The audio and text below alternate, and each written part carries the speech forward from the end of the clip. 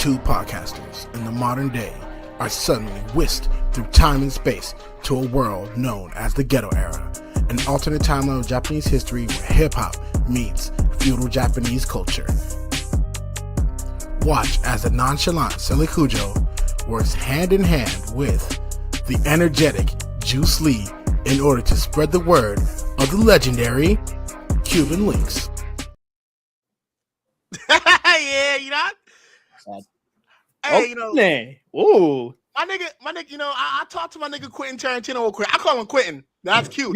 You know Quentin Tarantino like that? Hey, you know what I'm saying? I'm walking with the peoples, you know what I'm saying? Yeah, so I call him Quentin. We on first name basis, you know. Exactly. You must know Samuel Jackson that well then, huh? Hey, you know what I'm saying? Hey, all I'm saying is I don't know, but like if you hear a familiar voice, next intro, don't worry about that. You know what I'm saying? It's not AI. All right then. All right. That's crazy. Yo, what's good, ladies and gentlemen? It is the Cuban Linx podcast, and you do not see a lack of sheets on my bed. What you're seeing is a lack of awareness of your classism. That's what you're not seeing right now. And of course, you know what it is. It's the legendary host, Juice Lee, and my dog Cell. And we got royalty in the house tonight, ladies and gentlemen. Y'all know him. Y'all love him. Y'all might have seen him. Y'all might have seen him on, somewhere on like Instagram. But about like over 200,000. Is it 200K? 20K. I'm not at 200K just yet. He said 20K. He said 20K right now. The 200K coming later. The 200K coming in the mail. He ain't worry about that. He ain't worry about that right now. Ladies and gentlemen, it's the one and only King Drew. What's good, Drew? How you doing, man? What's good? Pleasure to meet y'all. Pleasure to be here. How y'all been? Yo, I've been amazing. And honestly, we're a huge fans of your content. And what really motivated me to get you on the show was when I heard about your free Lud campaign for your man's little bit. Yeah. Okay. Yeah. That dead ass inspired me because I'm like, yo, at first I'm like, yo, like this is King Drew. This man did the do-rag cosplays. He probably in Hollywood right now planning on the next Mission Impossible movie. You know what I'm saying? Please, you flatter me. You know what I'm saying? Yeah. I see your stuff. But when you did that, I was like, yo, honestly, in this day and age, what needs to be platformed more than ever are people who stand on business, regardless of like how many fans they have and how many offers or whatever. Like, so like, yo, like as much as your talent, was definitely what brought you in my eyesight for sure. It's definitely just like your tenacity, your willingness to stand on business, and like you just being a real one, man. That's only real ones on this podcast. You know what I'm saying? We ain't never had a fake nigga yet. I appreciate that. Thank you so much. Yeah, like the whole Ludovic situation, for anyone who doesn't know, I got roots in the FGC. Like when I first started like doing TikTok and Instagram and stuff like that, I was heavy in the FGC. I love my fighting games. I love Street Fighter. I love Tekken. I'm a black man from Atlanta. Of course I'm gonna love Tekken. Like, duh. Come on. Come on, man. I grew up playing Soul Calibur. One of my first fighting games ever was Marvel vs. Capcom 2. Yes, sir. We love that. Yeah. See? I don't think real.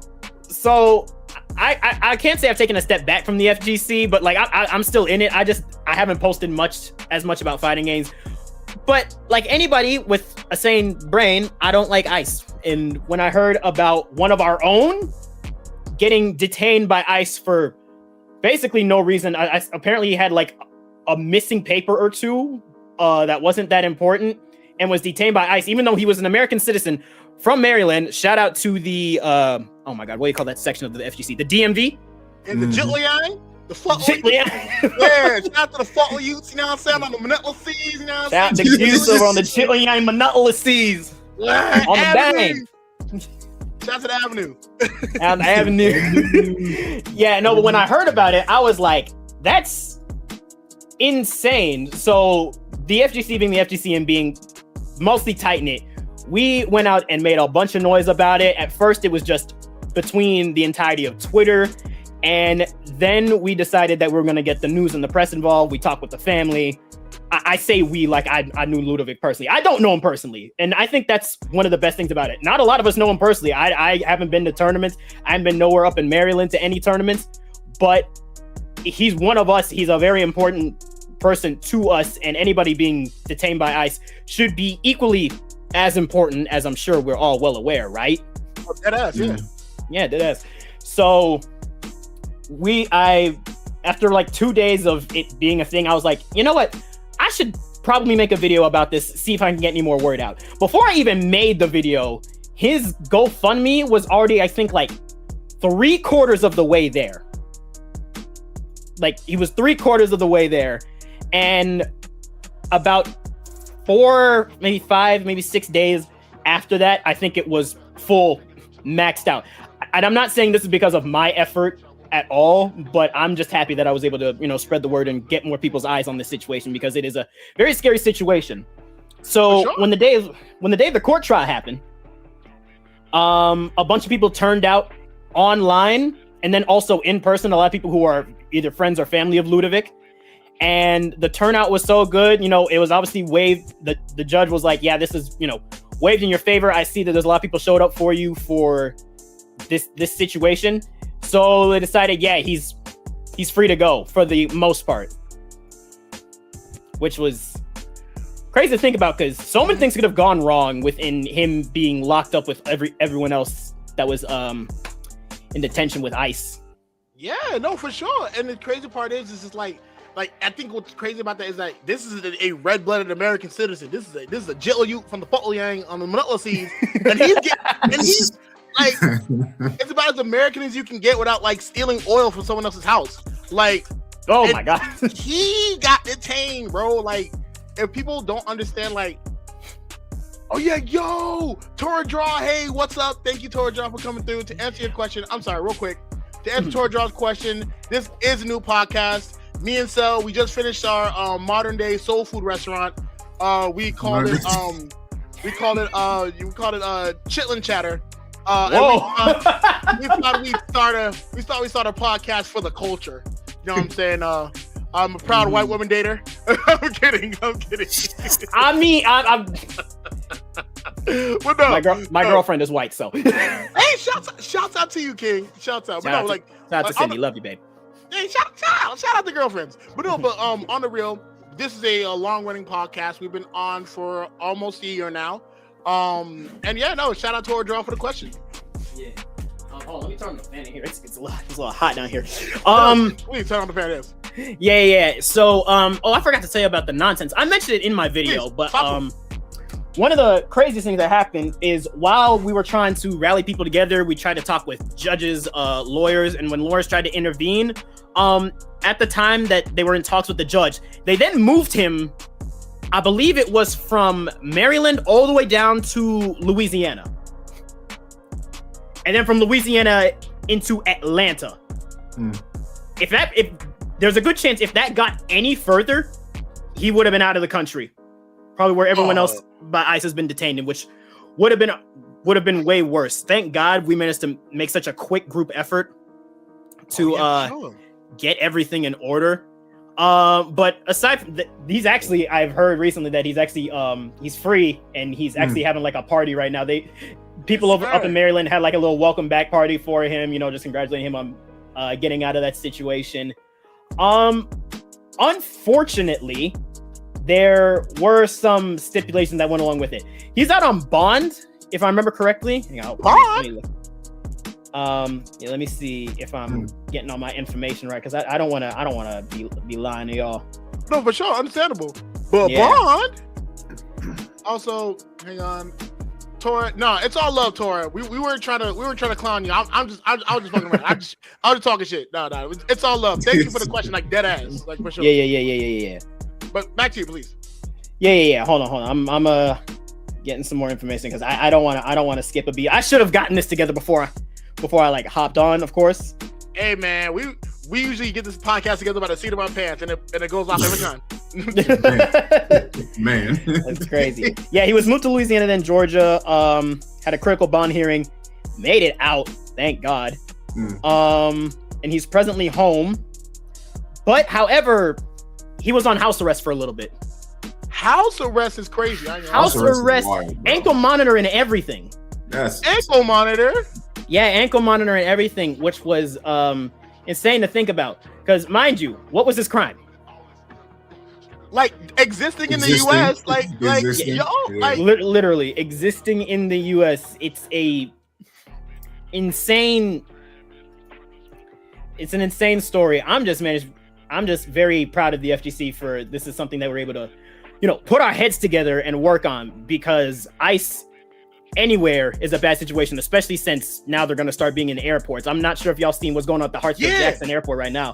Yeah, no, I've seen what's going on, and it affects me personally because me and my girl was supposed to fly out to like a wedding or whatever, and we weren't able to make it because like the airport was shut down because of the funding and stuff due to all the ice shenanigans that's been going on. So like, yeah, no, like if it wasn't personal then, it's real in the field now. Like it's fourth quarter, like you know what I'm saying? Like ball up top, nigga.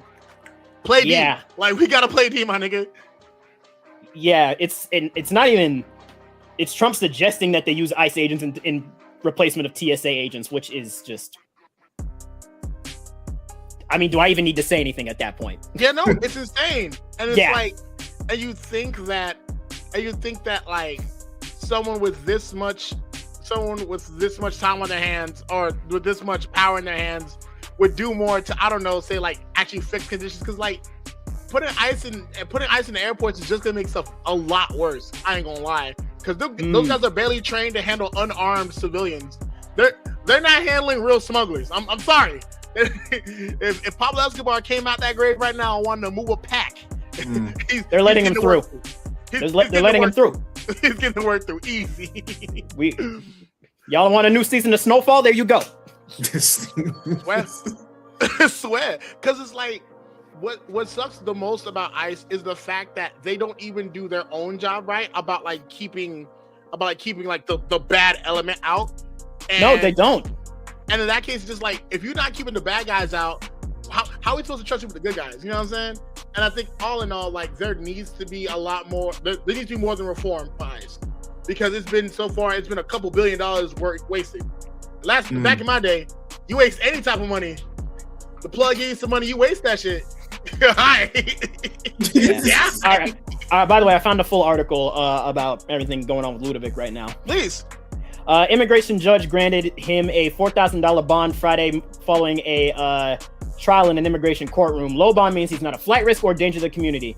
Efforts paid off, but his celebration will be brief because with his asylum case now reopened, they're already planning for the road ahead.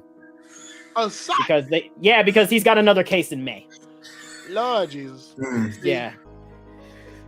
It's a whole lot of nonsense, but once again, I'm very proud of the FGC, and I'm very happy we managed to pull through, because like this is we take care of our own around here. We at least try to take care of our own around here. For sure. And shout out to the FGC for beating them allegations. I ain't gonna lie, because for the longest, like that boy LTG was carrying the banner for the community in the worst way possible. Dude, anybody who's been in the FGC for at least more than like 5 or 6, like if you've been in the FGC for like 6-ish years, you would know how bad of a dude Lotier God is. Like anybody who's been in this community since like 2014, 2015 knows Lotier God's always been like an asshole. Like no one's ever really liked the guy. Like the resurgence of the you serve zero purpose meme. Like it was funny and all, but it's just like everybody knows that he's a bum. Like he's not a good dude. Never liked the guy. As funny as as great as it is to make fun of him, it's just like he's never really been like, a great person at all. Understandable. And the same thing. That's why. And the same thing. Good thing that he's only relevant as a joke nowadays. But if anything, shout out to those efforts. Shout out to people really making the changes. Speaking of gamers changing the narrative, shout out to NSC New Save Collective, a collective of gamers that do just that by making actions in games like Arc Raiders, also in games like Fortnite, with education on how to handle like ICE situations and things like that. If you're wow. Yeah, no, they're amazing. I heard of this guy. I run with them actually. They're cool people. Okay, cool. If you're interested in if anyone's interested in joining their server, you can check them out on Instagram and NSC. So N as in never, S as in stop, and C as in collecting power. You know what I'm saying? NSC. Definitely check them out. Amazing people, wonderful people all together. That reminds me of something actually. It's funny you mentioned like informing people on stuff like Arc Raiders and stuff. Have y'all seen that guy on Arc Raiders who be knocking people down and then be like, "All right, buddy, I got a question for you," and then they're like, "Yeah, what's the question?" He's like, "And if you answer this question correctly, I'll let you go." He's like, "All right," and he asked them, "What do you think of Donald Trump / ICE?" Yeah, I think that's the Mindful Gamer. He's amazing. If anything, anyone who's watching right now, y'all know the Mindful Gamer. Tag him in this when this drops. We want to talk to the Mindful Gamer. The Mindful Gamer is like he's one of the reasons why I found NSC in the first place because he paved the way for me to really understand that, like, gaming can be useful. You know what I'm saying? Like it's art for a reason, right? And I think that it's important that people understand that there is more to gaming than the trash talking lobbies, than the jokes, than the Leroy Jenkins. There's actual like social change and growth that can happen in these places, and it just takes people bold enough to show that. You know what I'm saying? Mm-hmm. Yeah. But if anything, for sure, yeah. And if anything, let's run the motherfucking intros. You know what it is. It's your boy Juice Lee, aka Juice on Literature, aka Lee Cap. Shout out to them boys in West Belfast, aka Juice Banner, aka Juice Bling Scene, because I was born in the USA, and I'm not proud of it. You know what I'm saying? That's crazy. AKA Block Lee, because I open the 8 gates to hop over them when the cops come. Passing it to my boy Cell. Introduce yourself. Yeah, you already know what it is, man. It's Darcy Kujo, aka Black Yusuke, aka Hodorochi. You know, we out here. And King Drew, you got some AKAs? You got some AKAs you want to try on? Yeah, I mean, I got a few. What's up, everybody? My name is King Drew, aka Drew, as you can call me, aka the illustrious Lord Frieza, also known as aka the cosplay with the do-rags. Pleasure to meet y'all. Bow, yes, sir. And if anything, we're glad to have you on and all that. Now we're gonna switch gears. I'm gonna switch from this screen showing my amazing face and my amazing laptop. Shout out to my laptop, Silver Chariot, because I'm a JoJo's guy. Okay, JoJo. You real for that. Yeah. Speaking of which, JoJo's part 7 so far. Gas. It's fire. Absolutely. Fire. Yeah, and I'm gonna show y'all the video game news. What we got today? All right, it's gonna be fire. Don't worry. Let me just boom, and then share, and then boom, and then share, and then boom. All right. So we've got the Crimson Desert final review. We won't go over that. What we will go over: top stories. Let's do.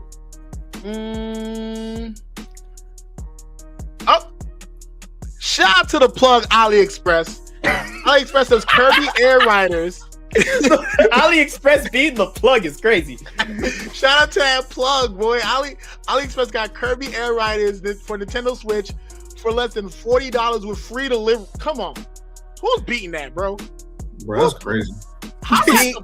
See, this is why I don't trust IGN, because why are you snitching on the plug, bro? Why is you making this low information to everybody? They're rating on the plug. We're making them block hot right now. Yeah. But hey, AliExpress is now the new Franklin Saint in the world of video games. Hey, man, that's mad federal, bro. Man. I'll sell your games. Me, brick by brick. I'm not gonna let you mess this up because you don't like how another company sell. That's crazy. I'll be down, let you tear down just because you don't like the way another nigga talk. Man, what?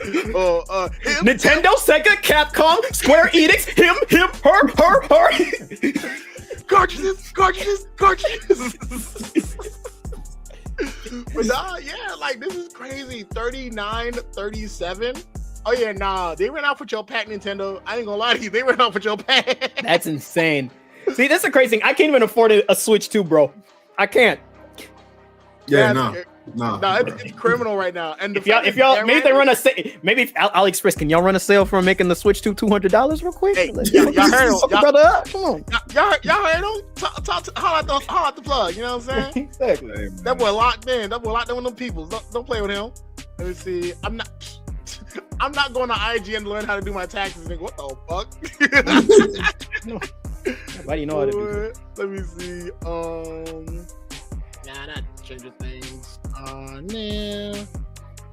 Let's see. Oh, nah, not this one. Hang on, don't worry. I got y'all. We gonna go to where to work at for real.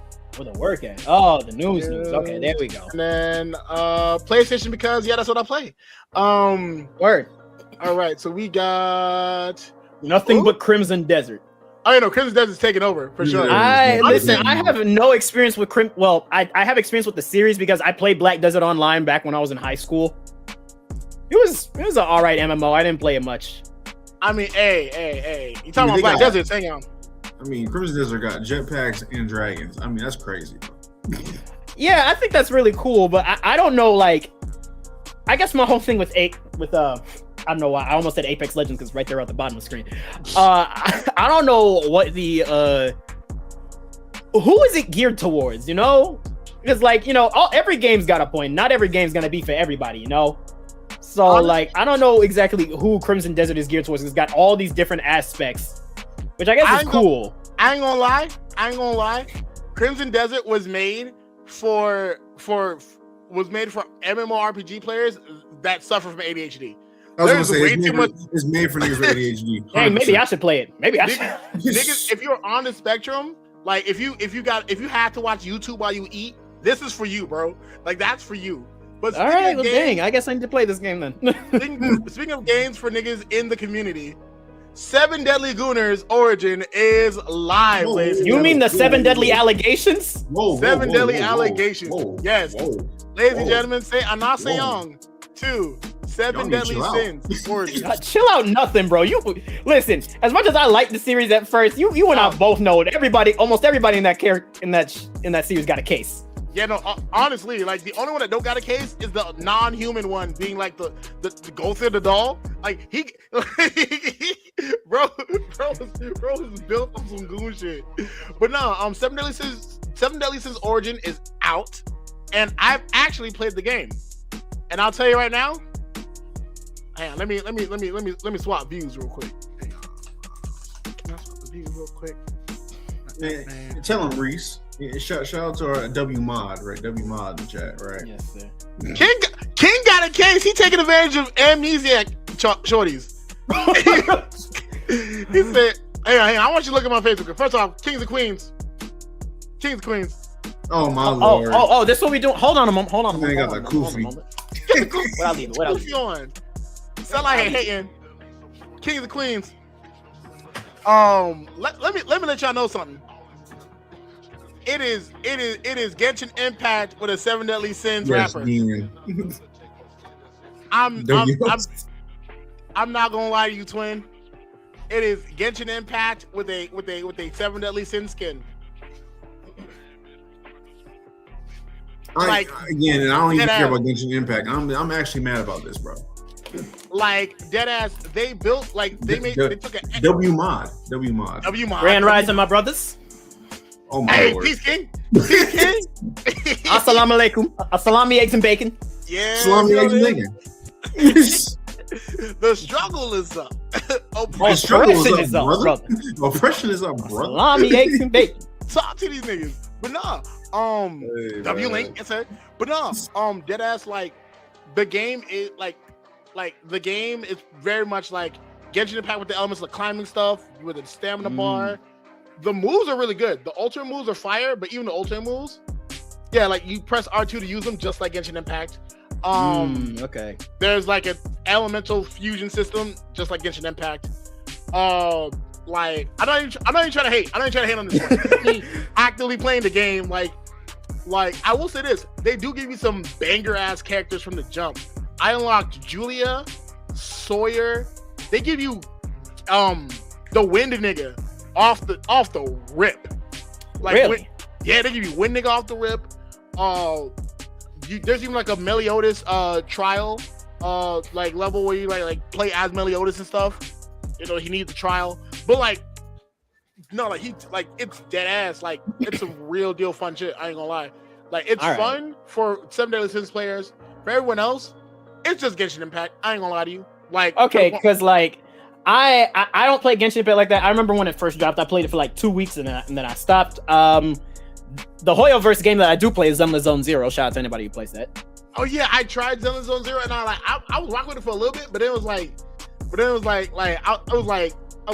know these niggas ain't never seen a black person in their life, because they're like, Unfortunately, Yo, what's good, gang? yo, Chief, what up, Chief? Unfortunately, you might be right. We so down bad for black characters in that game. We had Kennen the Bear as black. The bear is definitely black. I ain't gonna. The bear is black. You see that big ass chain? That came from poverty, brother. All the gold on his chain. Came from poverty is crazy. The gold on his chain represents the wealth built in Africa, brother. And We was Kumas. We was Kumas, brother. We was Kumas. We was Kumas, brother. Come on. Cause think about it, right? A bear, you know, it's large. You know what I mean? It's in the forest. Think about it. When Mystical said help the bear, what he meant was help any black man that is stuck in a conflict. Exactly, my Come brother. on. Exactly. Come on. You get it. I'm trying to, you gotta overstand. Niggas is understanding, you need to overstand on that. Overstand, my brother. Overstand. W comic section and W viewers, because we just got 6 people in there. I mean, Hey, what's good, y'all? What's good? Nah, I mean, if we break it down, 6 Hey, babe. SIX, you know what I'm saying? That is 3 times 2. 3 is a magic number. So twice the magic means that we are twice as magical than these other podcasts. Come on, man.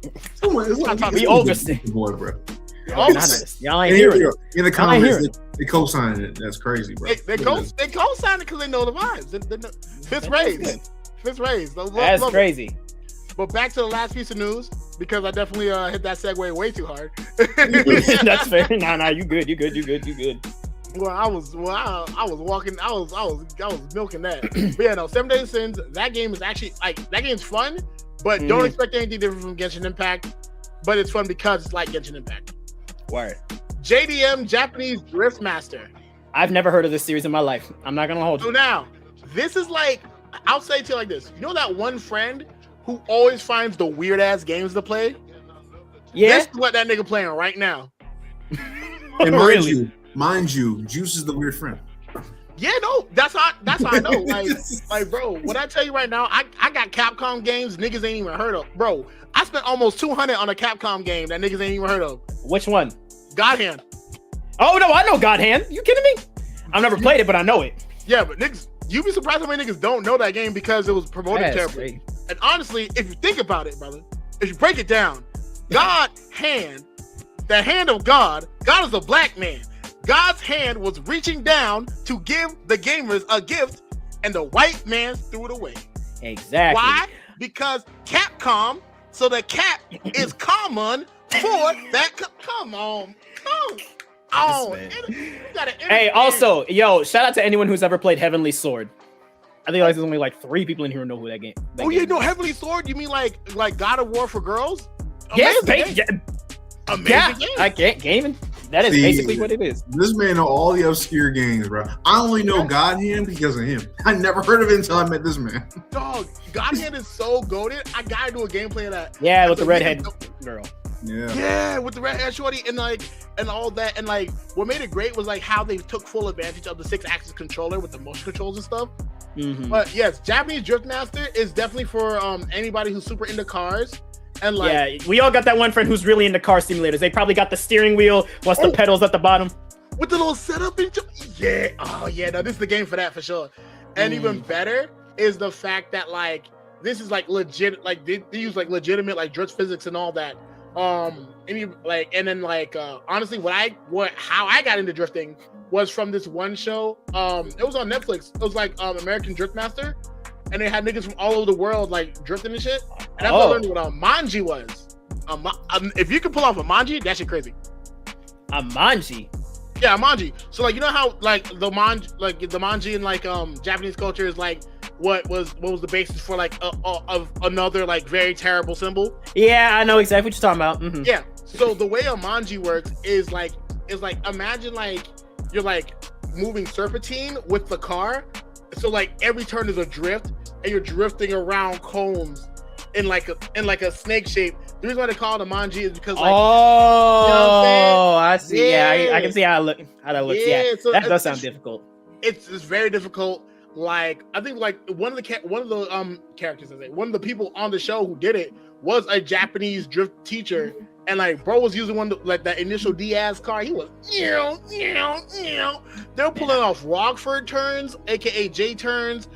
Bro, it was amazing. If you want to learn like more about like driving, watch Netflix. They got a lot of good shows. I ain't gonna lie. This is not Netflix promotion, unless Netflix. Netflix. We free. But I back tag Netflix. Tag Netflix. Let me know we got some real niggas. Hey. Oh no! Last piece of news because we gotta say fuck AI. Fuck AI. Oh, okay. Is this the same thing with that graphics card? Because I know about this. The graphics card is different. The DLSSR, that's graphic card stuff. But I think with Capcom is a whole other ball game. Because if we see here that Capcom has clarified its current stance on generative AI in its video games. The major Japanese publisher and developer behind popular series like Resident Evil, Street Fighter, and Monster Hunter has revealed while it doesn't use a Gen AI assets in their games, hallelujah, it is exploring ways to use generative AI to streamline the game development process. Okay. I guess here's my thing because I have my girlfriend is actually into like animation and stuff. For stuff like Into the Spider-Verse and like Across the Spider-Verse, they had like in-house like what do you call it? Like in-house bots that they made themselves to help them smooth on the process of animation because animation takes forever. Oh, for sure. It takes forever. And they have this AI that helps them like not exactly like complete pages for them, but helps them like fill it out and figure out what they need to do next. It could be something like that, but if not, then I don't know, man. And that's the thing, like as much as it is fuck AI because of how it actively damages our environment, there are some decent uses for it, for sure. Yes, very much so. It can definitely give access to a lot of disenfranchised communities, but the issue is with AI, it's used further than a tool. For example, like farming tools are perfect for farming and things like that. They make farming easier. But as many rappers will tell you, they can't turn a hoe into a housewife. Jesus. It was a double entendre. It was a point, but also setting up for a joke. I was also gonna say a lot of that generative AI nonsense that people be using just be ruining the environment for other people. Ask Memphis. Ask anybody in Memphis, Tennessee. Their water supply is all messed up. I'm pretty sure because of the AI data centers they got over there. Yeah, no, dead ass. It's like, and it's crazy how hey, I'm just saying, if you take a look at where all these AI data centers are placed and where they're poisoning water, you'll find a very similar situation going on. Exactly. Just saying. Good thing my camera wasn't on, but niggas know. No. You see, my brother, it's called artificial intelligence because they are artificially trying to poison you with ways to mess with your mind. See, that's it. Talk to him, King. Talk to him. Exactly. There's no intelligence in it. Yeah, no, and that's fair. Yeah, definitely, we need to put a plug on the damage that AI does before we can reevaluate how to use it properly. Because it's the same way like with ICE. Like, there's no reforming ICE. We have to stop ICE and find a better way to manage our border, for sure. But you didn't hear that from me. So hey, all I'm saying is there ain't no such thing as an immigrant on stolen land. So talk to him. But no, if anything, that's the last piece of news. So in this case, let me get back to the other screen I was using. And yeah, so what's the anime news looking like? So anime news. So first piece of news, nothing too crazy.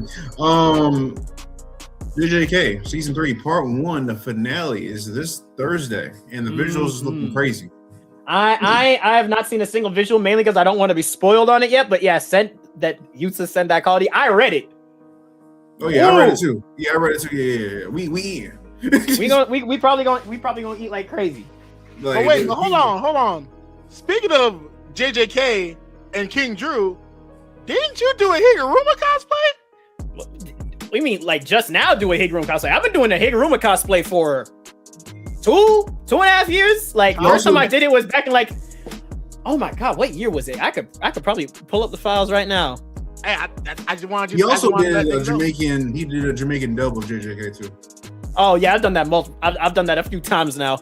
Hey. First, If y'all need a Haitian dub, I got you. that would be hilarious. Actually, you know that would be funny. That'd be really funny. Rob So Petty. Hey, you know to find me.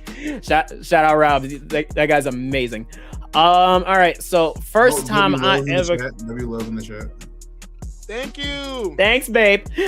First time I did it was there. First time I did it was May 2022. Mhm. First time I cosplayed Higuruma. He was like immediately like one of my favorites. I was like, oh my god, this guy is so cool. Absolutely loved him.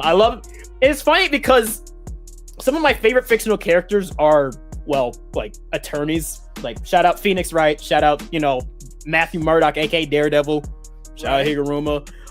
Better Call Saul, amazing show. Oh yeah, no, Saul. You mean Saul the finesse god Goodman? Yes, sir. Saul Finesse God Goodman. Wow, that's a Saul run off with the Pat Goodman? Yes. That's crazy. Yes.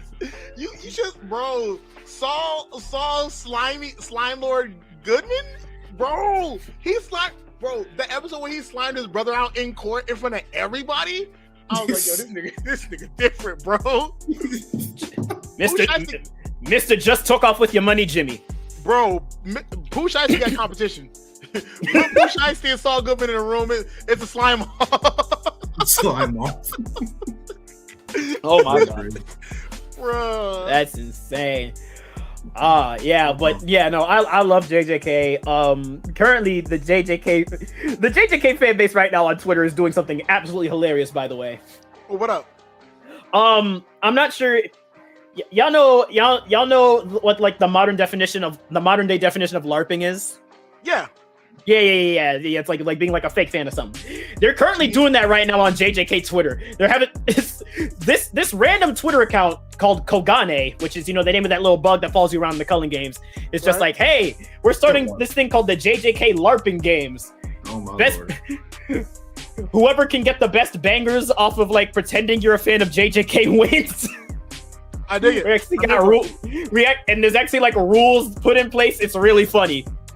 They got rules in here. That's crazy. Like it's the actual Culling games.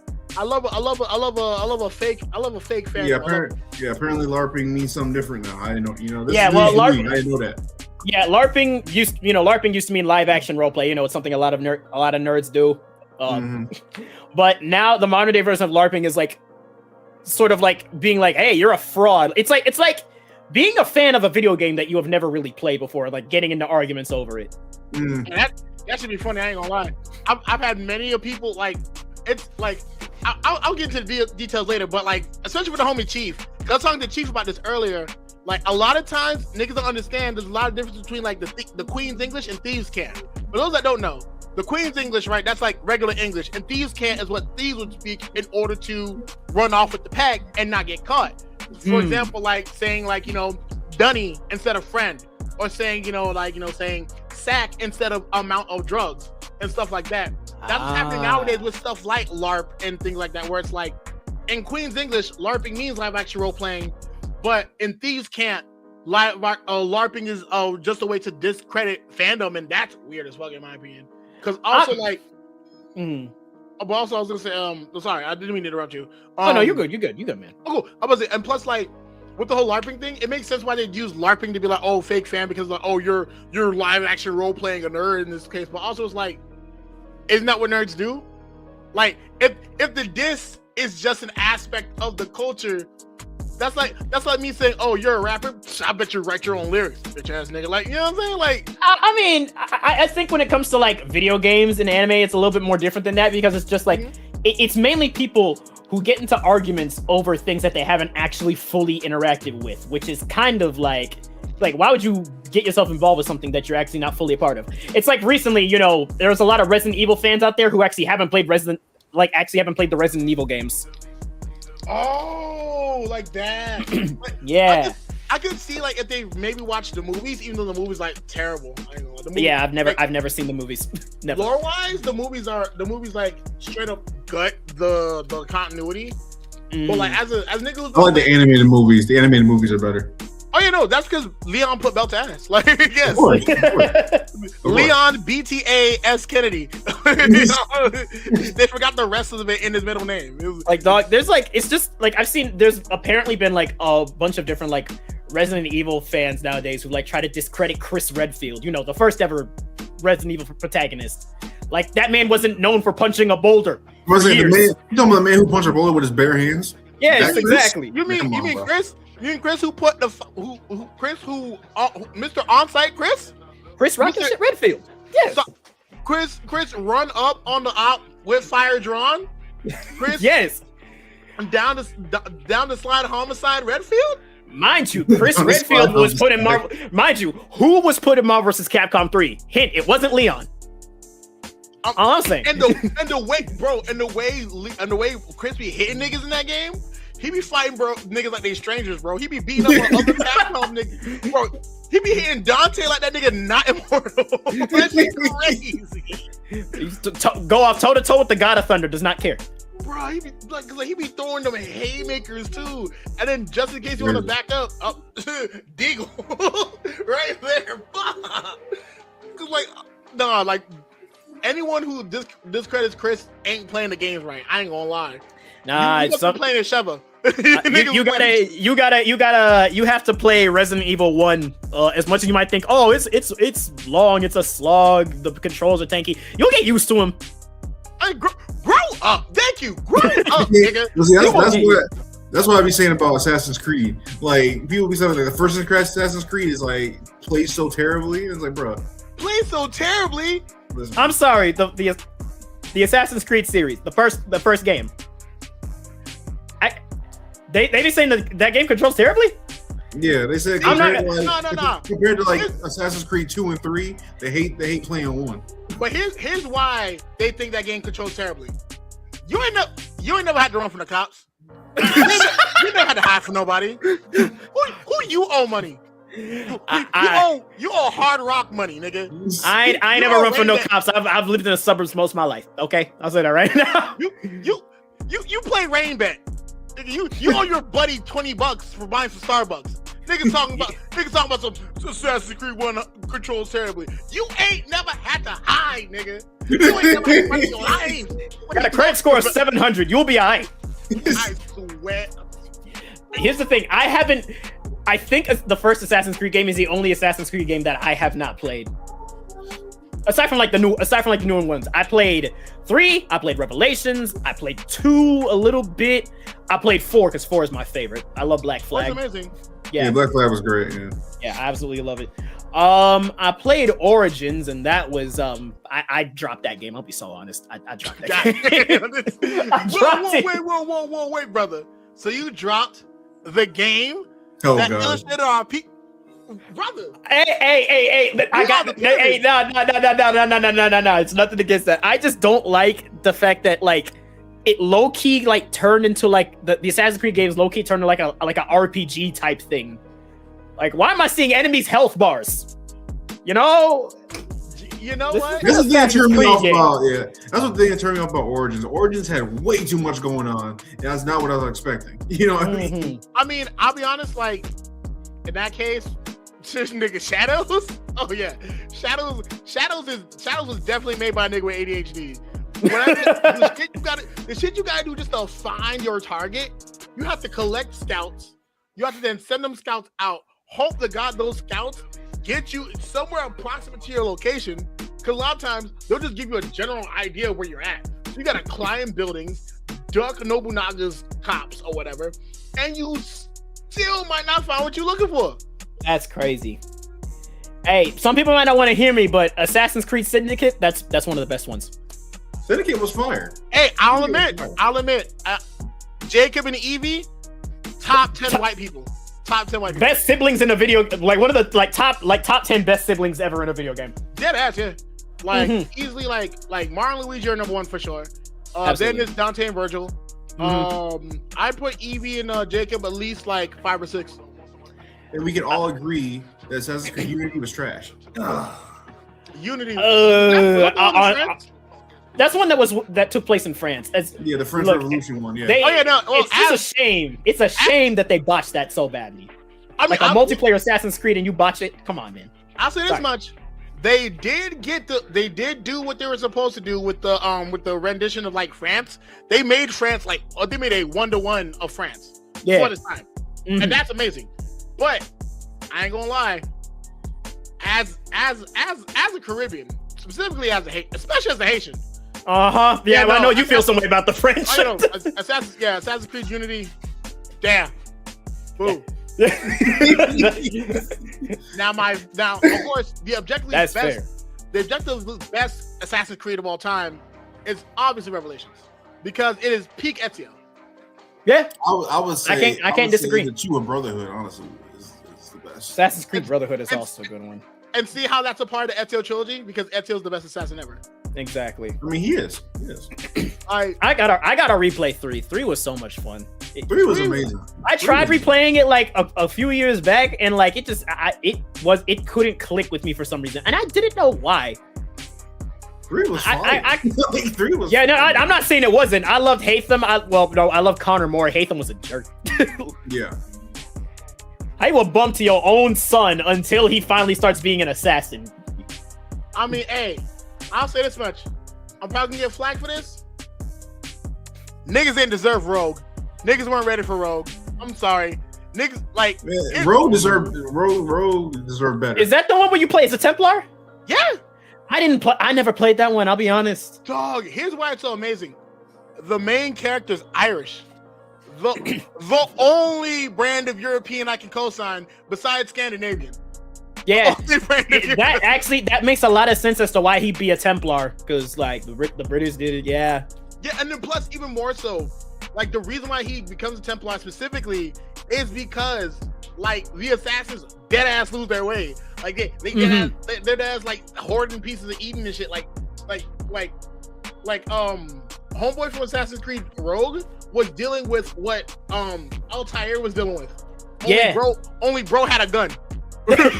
Bro got built ass spanking niggas, bro. Yeah, on that front, you really can't blame him. It's really cool to like. I love games where you actually get to see stuff from like the side of the villain. Shout out Star Wars: The Force Unleashed. I don't care if he was busted. He should be an in-lore character. I mean, honestly, he should be. Like Starkiller was fired. Honestly, what I love most about Starkiller was like, I already played Cole from Infamous, and they gave me Cole again, but then they gave him telekinesis, so I forgave him. Bro, I mean, I need a Force Unleashed remake. I need that bad. Absolutely. You know, now that you mention it, on the subject of Infamous, yo, Sony, why are you playing in my face? You playing in everybody's face right now. You could be giving us a new Sly Cooper. You could be giving us a new Infamous. You could be giving us anything new right now, but y'all not. I don't know what y'all working on. I'll let it slide because most of y'all staff is probably working with Insomniac on the new Wolverine game. And if that game is good, I'll let y'all slide. That's gonna be fine. I ain't gonna lie. Wolverine's about to put belt to act like Wolverine's about to be the first character in video game history to legitimately hate crime white people. That's just gonna be it. And this is not anything. Also, I have the kufi on, but I'm not being anti-white. Like that was just a setup for a joke. Like, no. You good. The only character that I know that has been an active menace to like not even to be like he's been an active like Wolverine deserves a kufi. Logan, absolutely. If you're still alive somewhere and you reanimate from that skeleton, you come on down to the Cuban Linx studio. We'll set you up with a Cuban Linx chain and a kufi and a bean pod. Come on down. No, it's crazy. You know what most people forgot? People forgot about 2 other games that Marvel's working on, but I want to see if you can remember them. Oh, Ultimate Alliance. No. 2 games that they announced like at this point a year ago, and also like 2 years, no, 3 or 2 years ago. Venom and Spider-Man 3? No, Ooh. Y'all forgetting they announced one at the Game Awards about 2 years ago. Oh, the Game Awards. If it was the same Game Awards where like with Don't talk about Kingdom Hearts to me. Don't talk about Kingdom Hearts to me. Don't talk about Kingdom Hearts. We're never getting that. We're never getting that, by the way. Whoa, I'm not gonna believe it till I see it. I'm not gonna believe it till I see it. You're never getting that. Exactly. You're never getting that. I we're never. It's in the same realm as Fable. We not getting that either. Okay, no, but y'all don't remember Fable, my nigga. No, who didn't ask for Fable? I didn't ask for Fable. I asked for Fable, boy. I used to play that series. Nah, don't play in my face like that. Nah, but the two Marvel games that people forgot are being made right now is one, 1943, which takes place with Captain America and King T'Chaka. Yeah. And then also Blade. Yeah, that's right. And guess what? Fresh cut. And guess what? We're never getting that Blade game, by the way. Don't say that, Watch please. your mouth. Don't say that. We're never getting that Blade game. We never get that Blade game, just like we never get that Blade movie with Mahershala Ali. Bro. If we don't get that Blade movie, Marshall Ali, I got words for niggas. And guess what? We might not get that 1943 Marvel movie. I know they delayed it. We might not get that. I know they delayed it a hot minute ago. Yeah, but we're not getting that. We're not getting those. I'll It's tell the you one same thing. realm as Fable and Kingdom Hearts. We're never getting those. Hey, no. At least Fable is actually real. Like, we know when it's dropping, I'm pretty sure. Fable's possible. Very not even possible. They showed off gameplay and everything about a month ago. That's Y'all missed cool. that? We seen a trailer for Kingdom Hearts 4 like 3 years ago, and we haven't seen nothing else. In their defense, between Kingdom Hearts 2 and 3, that was 13 years of development for a reason. Like, and for real, it's 3 years. Square Enix spending 3 years to make any kind of game, whether it be Final Fantasy or whatever. That's a quick minute for them niggas, bro. Listen, I'm gonna put a hand on your shoulder. Sorry, I was gonna say I'm gonna put a hand on your shoulder. Let y'all know this right now. We're not seeing a glimpse of any Kingdom Hearts game until they are done with Final Fantasy VII. They got one more game in them, and that's fair, ball. I'm not gonna lie, twin. You're right. You're right. Yeah. But also, I'm But just saying. no. Wait. Actually, no. Time out. Pause it. First of all, I can't co-sign that one because we got Final Fantasy 16. Okay, but 16-bit was in development for years, if we be straight. So like, that's fair ball. I'm saying, but so was Kingdom Hearts 4. So, but also, like, I think the issue is Square Enix is known for really cooking their games to perfection. I ain't gonna lie. Like, I think Square Enix would definitely take the time on this. But also, I was gonna say, yeah, as a nigga who waited all this time for Steel Ball Run, and we got it. Anything's possible. I understand that, but again, they gave us Final Fantasy 16. We don't even have a date for the last Final Fantasy 7 disc. We don't even got a date for that. Well, I mean, in their defense, like, there's so much content to pack, and they're remixing the work. Like, they're putting fat in the pills. Like, niggas is remixing the work. Oh God. I'm gonna believe all that when I'm playing it. Okay. When you stand in line doing the fiend lean for that new Final Fantasy game, that's like that's fine. Hey, listen.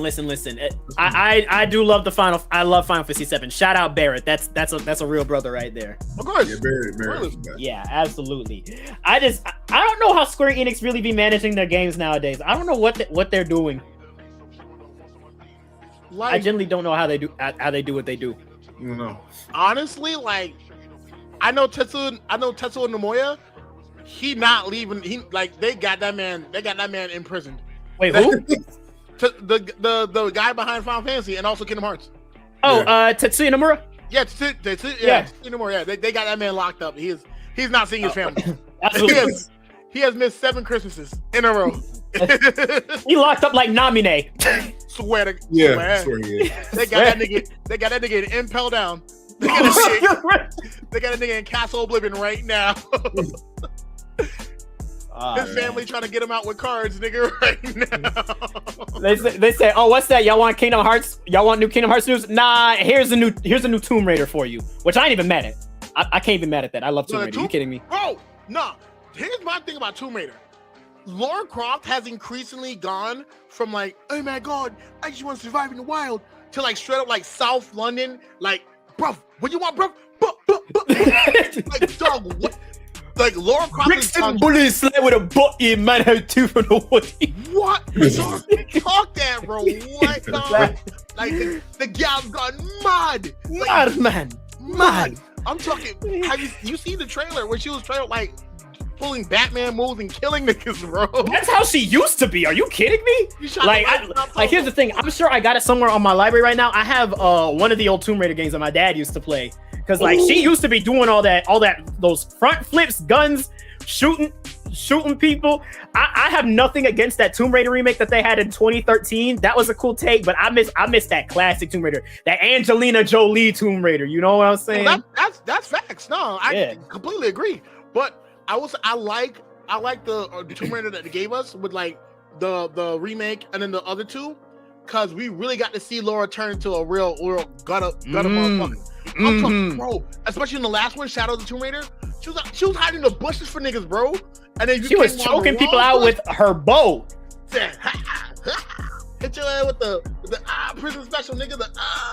You get another cut and another cut and another cut. It's like I'm trying to put in the seatbelt and it won't buckle up. Whoa, pause it. Hold on. You know battle rap? Yeah, I watch battle rap from time to time, man. Nigga, hey. What? Yes. Hey, he valid. Oh yeah, you a real nigga. Yeah. He valid. Ellie, he valid, that's bro. Crazy. He comes to the cypher.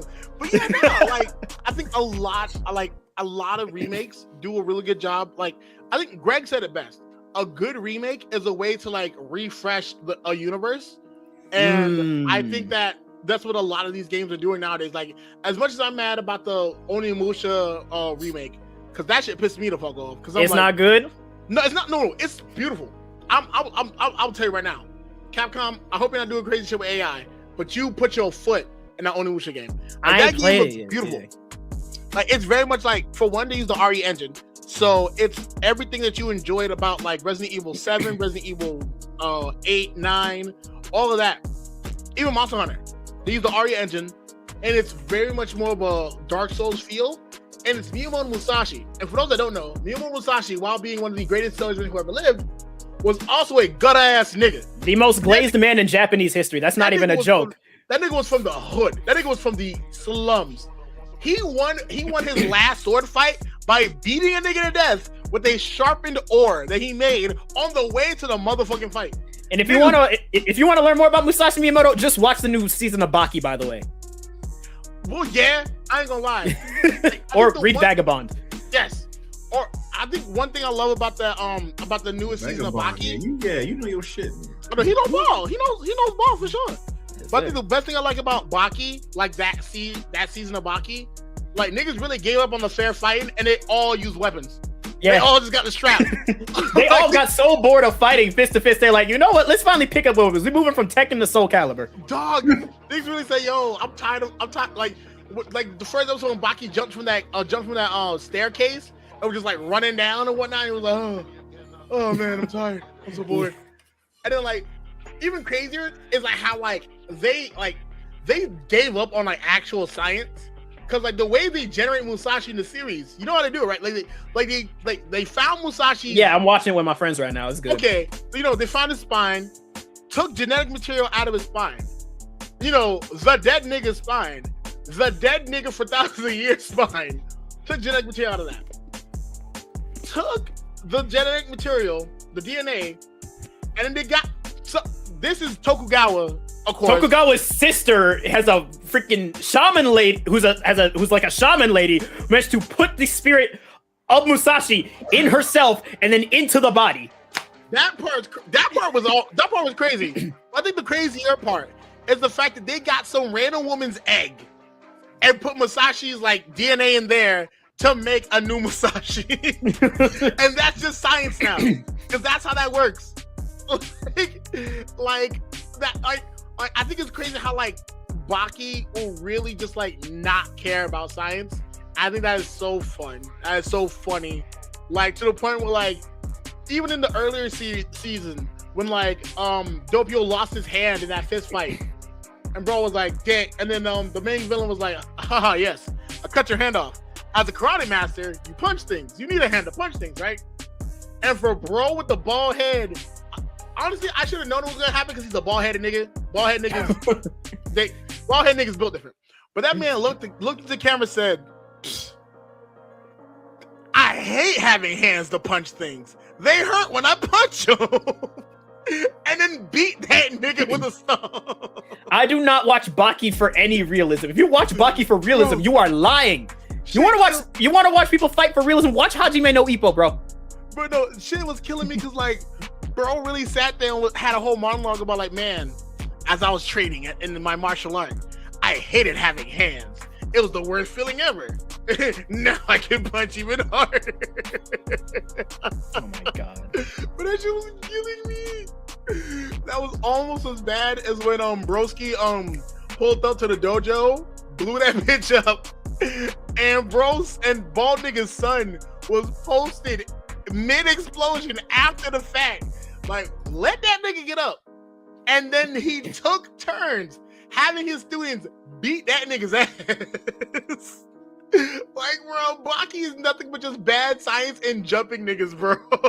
Literally, it's just like, oh yeah, I'll hit him with a jab. And then suddenly a narrator goes, in 1896, a man invented the anti-jab technique or some nonsense like that. And the anti-jab technique is just eating that nigga's hand off. They're like, in the 1950s, they found out that it's hard to punch without a hand. Oh my god. What are we talking about? All right, we were talking about remakes. There's actually something I want to mention. If you want to know a good example of a bad remake, look no further than Yakuza Kiwami 3. Well, honestly, I cannot co-sign that remake, unfortunately. Sega did so much weird stuff with that game. You got it right there.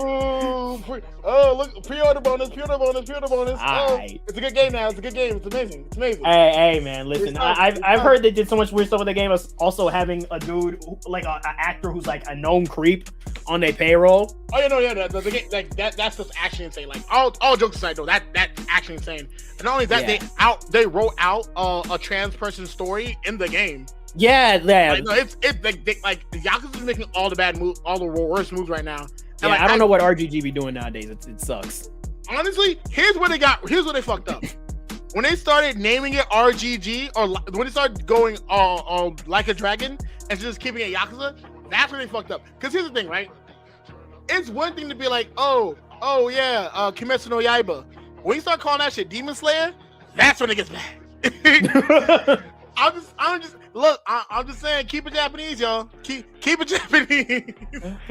Keep it obscure. Are you saying like Yakuza fell off after they started trying to appeal more to like American audiences? Hey,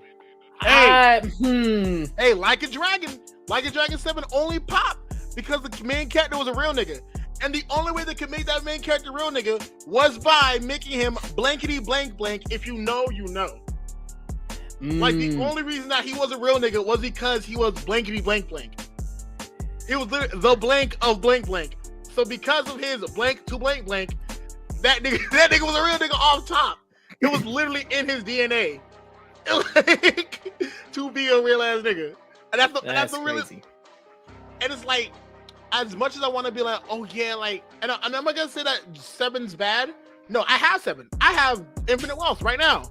I gotta beat Kiwami 2 first, then 3, then back to 7. But don't worry about that. That's my problem. That's my cross to carry. Yeah.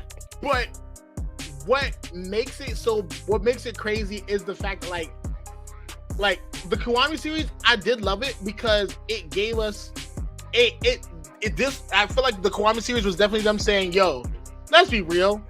This guy saying he doesn't kill and he's throwing niggas off of rooftops and shanking them straight up in vital organs for his special moves.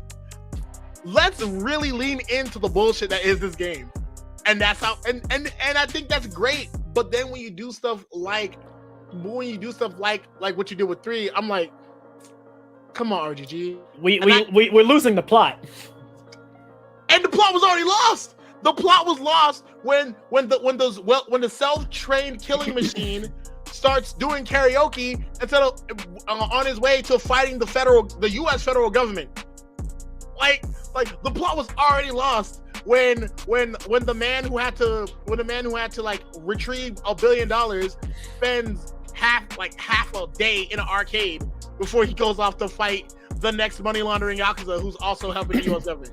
Like, well, here's the thing. Like, Yakuza games, they're supposed to be ridiculous with some of their stories, but at the same time, their stories can still hurt you. Like their stories, like there's some really good, like heartfelt stories. That's the thing I love about Yakuza. It balanced out the ridiculous with some really good, like serious and tragic moments, whether it be side stories or whether it be the main story itself.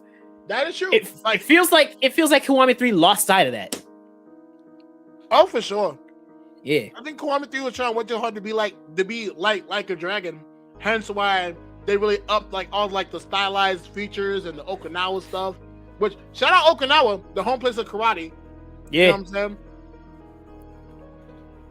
But honestly, like when they tried to lean into the Like a Dragon and stop doing the Yakuza thing, that's when niggas fell off. And then plus, now we're getting what? Ganga Dragon and Stranger Than Heaven. I don't even know no more. We don't know that Gang of Dragons thing is even happening anymore right now. That was yeah. true. Her and them boys got defunded and all that. Oh no! Yeah. That's crazy because like it's the first Yakuza game where like he's like dead ass just hitting niggas with Dracos and shit. Like bro was one scene like there was like a cutscene of cutscenes where it's just like he's doing this, he's doing that, he's doing this. There's one part where he's just switching niggas down in the alley, and I was like, what the fuck? Yo, why can't we get this as Yakuza? I don't know, man. I feel like they've just lost sight of like who plays these games. Oh, for sure. Yeah. Like you're losing the target audience here. Which is but weird. I will say this much: I have no issues with these remakes existing as long as the original's there for me to play. Because if you actually start trying to get rid of the originals, that's where I got an issue. But also, they did try to they are trying to delist Yakuza 3. They tried. I'm pretty sure it's still on there. Hold on, I got check Steam right now. It's right there. Oh yeah. If it's on, that's great. Me, I get my stuff from the library.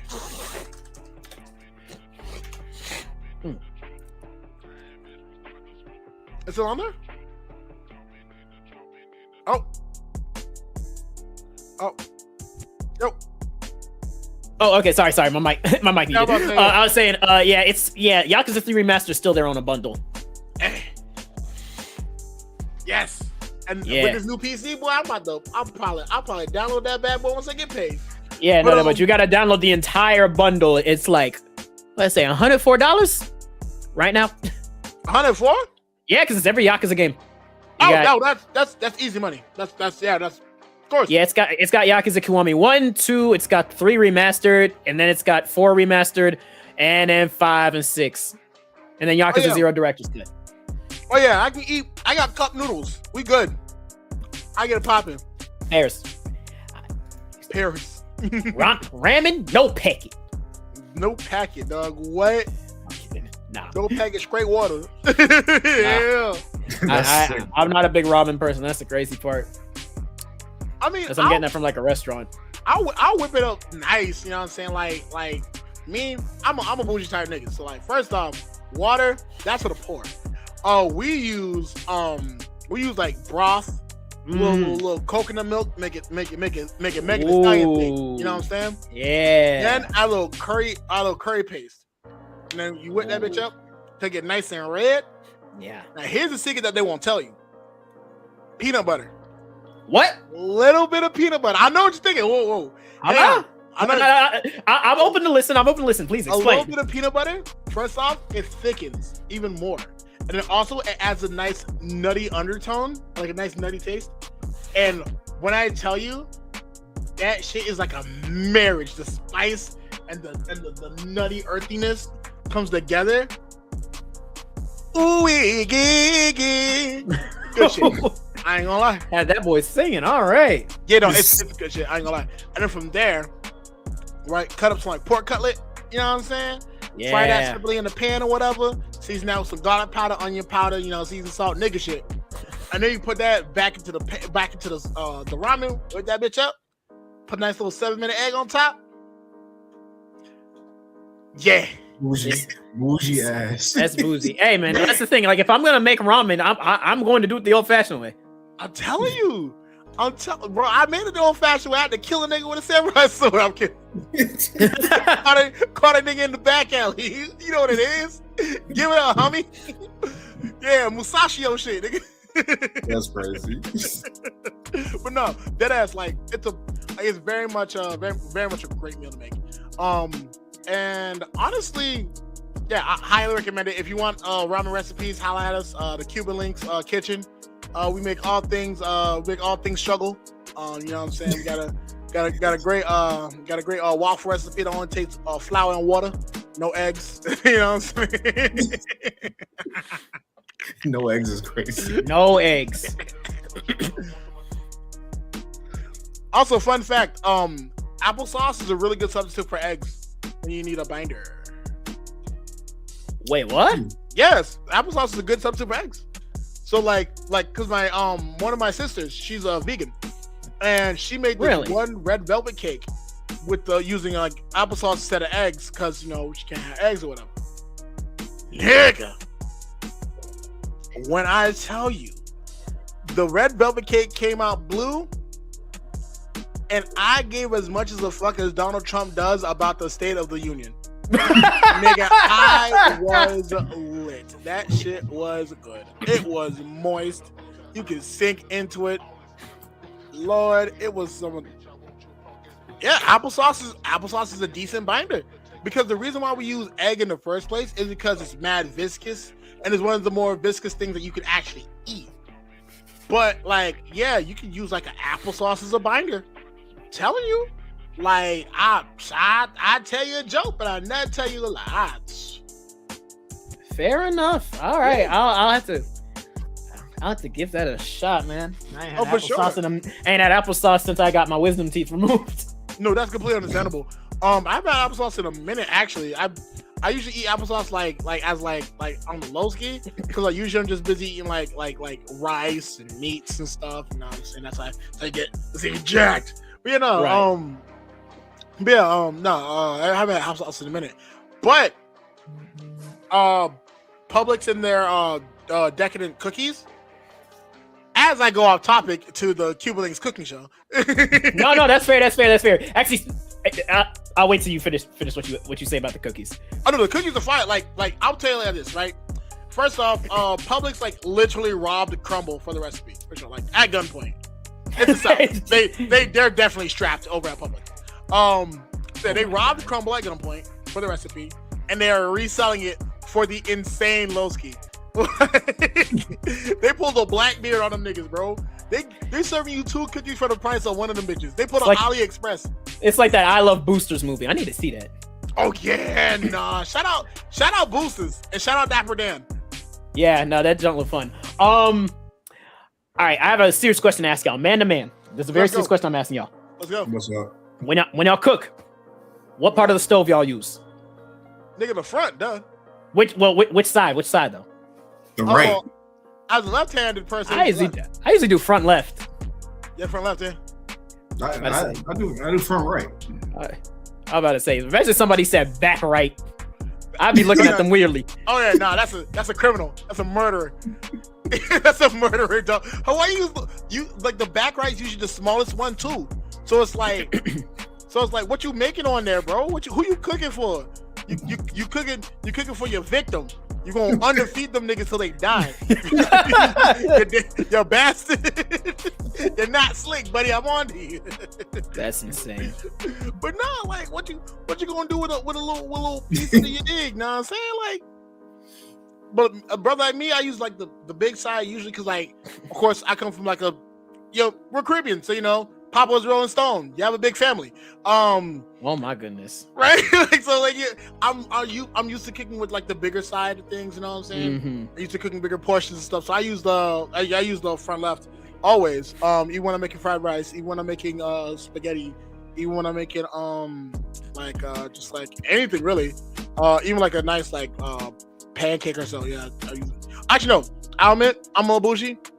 I got a waffle iron. I don't make pancakes no more. We make waffles over here. You don't make. All right, that's fair.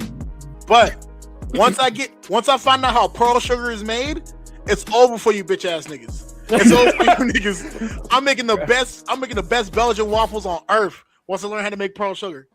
Oh, that's crazy. Yeah, nah. Y'all, like, what up? I'm about to ask, what y'all usually get from Waffle House? Do y'all got Waffle House where y'all at? Oh yeah, no, yeah. I'm gonna say me Yeah, so I'm in Georgia. Oh, you also in Georgia. Okay. Yeah, I know that. Oh no, I'm in Florida. Oh, okay, word. We got Waffle Houses. But yeah, no, I usually get like the All-Star breakfast. Same. That's special, man. That's all you need. Yeah, that's special. That's all you need. Sausage and a That waffle. Gets you through the day. No, Yeah. dead ass. Like, and then like, of course, like for lunch, like, I don't know about me. I'm still a street nigga. I'll be going to 7-Eleven. Give me them wings. Boy, them shits hit. Wings at 7-Eleven.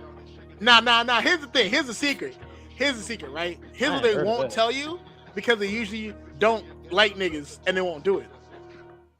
You gotta holler at them and be like, yo, you gotta be like, mamita, yo necesito, the fresh joint. You ask her, hey, can I get these fresh? And if they like you, if they fuck with you, you know what I'm saying? If your credit good, if you ain't run off with the pack, they'll go back there and because they got the frozen joints, and they'll they'll heat it up and it's fresh, and the fresh joint hit different. I ain't gonna lie, it's like fresh food is good for you or something. This shit good. Waffle House is gonna be scared in 2 months. Hey.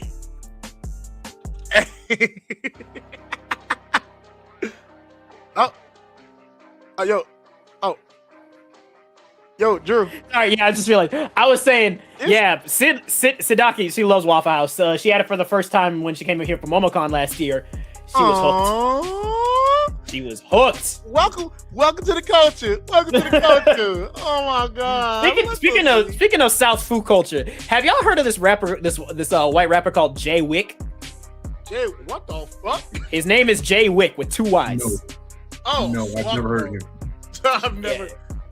Nah, look him up, because like I was listening to some of his music and I'm just like, this is another one of them white rappers. What's he rapping about? And he talking about apparently Jay Wick is a rapper. He's a white rapper from deep South Georgia. Deep South Georgia, and he made pork chop sandwich. I'm sorry. That's on fire. Yeah, that's all. I can't even lie. Also, that in all flats. Okay, Yeah, all no, flats. bro, Okay, he be actually, wait, rapping no. Nah, all flats. Nah. That man said they'd be like, "Where you from?" I tell him Section 8. My pops was eating fried bologna sandwiches on paper plates. Grew up on EBT, BET, and GTA. My partner got a GED, but make more than our teachers make. And I'm like, I ain't never had no fried bologna sandwiches in my life. I'm not that poor. I'm not that poor, bro. I ain't gonna lie. I ain't That's gonna lie. rapping, bro.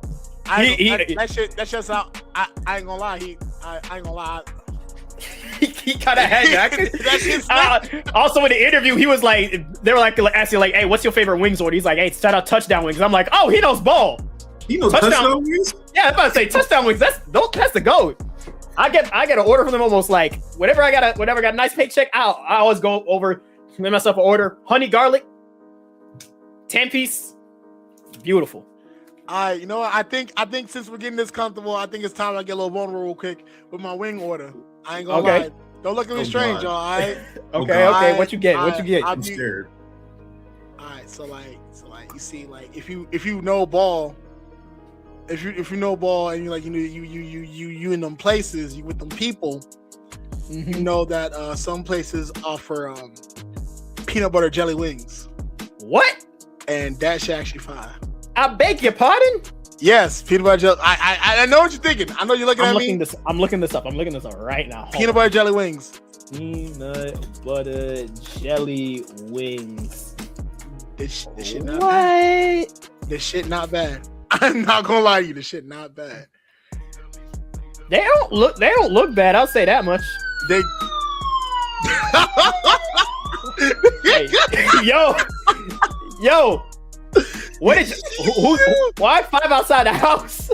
Yo, It's my soundboard. Calling the cops because he dared to say peanut butter jelly wings. Yo, I'm telling, bro. That's right up there with Hennessy wings, bro. That's not nasty, bro. Well, first off, you're in Atlanta, nigga. Oh, what are you judging me for? You be eating reposado. First of all, I never had no. New York. I'm from. I have never had no Hennessy glazed wings, bro.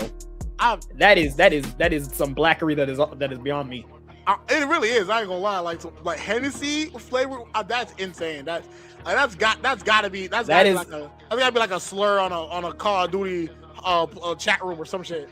Like, hey, look, it's Henny Wings again. Look at this Henny Winged liquor. Yeah. Hey, look, it's Mr. Take Me Through there. Yeah, go eat your glass wall food. That's the problem. That's a big problem I got with Atlanta. Atlanta's getting way too bougie. Bro, dude, entirely too bougie sometimes. Bro, no, I think the issue with Atlanta is, like, 21 Savage had it so down pat. Oh, I know exactly what you're about to say. No. But here's the thing, right? No, but, like, not the actual thing he said. Yeah. Crazy.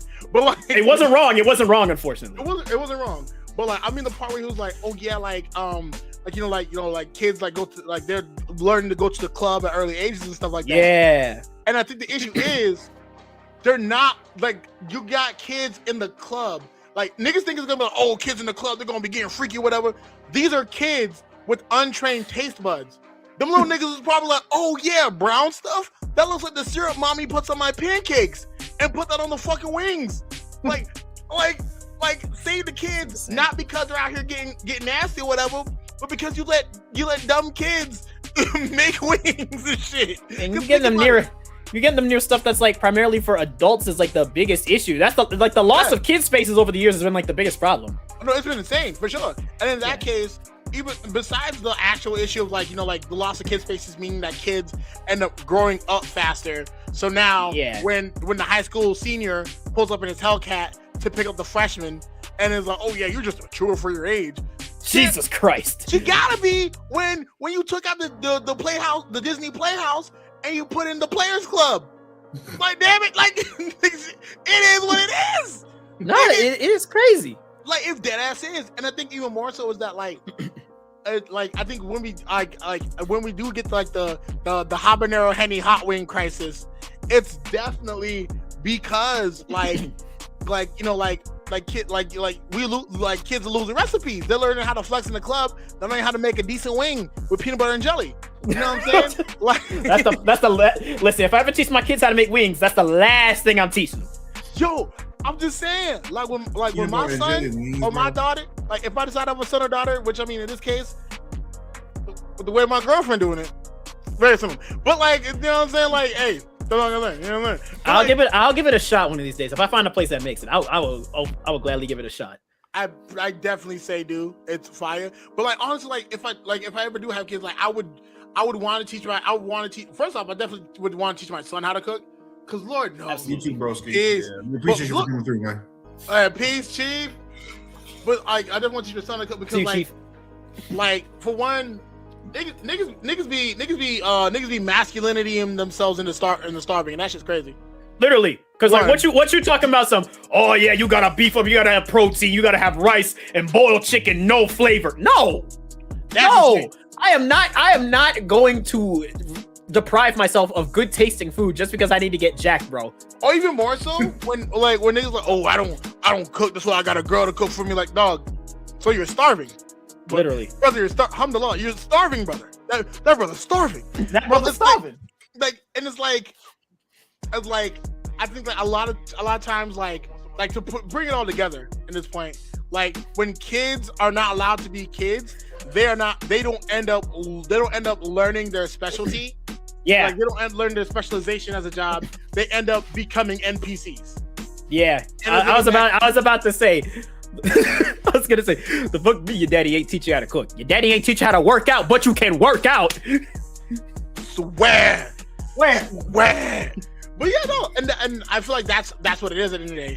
And we went far off track for the main topic, but, like, it's been a lot of good content. Been good talk. No, real good talk. But if anything, question for you actually.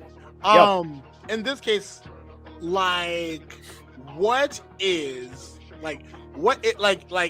time to watch anime. You know what I mean? You got through work, you made it through, you survived work and all that, and you're at the crib. What are you cooking to make anime? What am I cooking while I'm watching anime? Yeah, what are you cooking while you watch anime? Man, usually if I'm, it would have to be like a specific day, really, because, like, there's times where, like, I just want something simple and easy. I just cook up some pasta, heat up some pasta sauce, and, mix it, and I'm good. But there are, like, days where, like, I want something because I actually want to cook something. I will go to the store, I'll either pick myself up like a slab of chicken or maybe like some cheap steak, like a small sirloin or something like that. I'll look for some vegetables in the fridge that my mama is probably not using. And, you know, I'll get to work putting in maybe like some garlic powder, you know, black pepper, some salt, yeah, man. Like, come on. This nigga steak money. Good Lord. No. It's the cheap stuff. It's the cheap stuff. It's not anything too crazy. Don't. I'm not bougie. I'm not that bougie. That boy got 20K followers and 200K on his mattress. Not at all. You're not gonna hit me with the allegations that my boy Brandon was getting. Millionaire. Hey, listen, they put it on his tab. Put it on rich millionaire. Rich millionaire. That's gonna be the inside just playing rich millionaire. Rich millionaire. All right. No, but usually like I'll get that. I'll get some onion powder, some garlic powder, maybe some Danos or like some nature seasoning from like Morton's or something like that. Put some oil on it. Put it in the oven to bake, or if I feel like frying it, I'll cook it on the.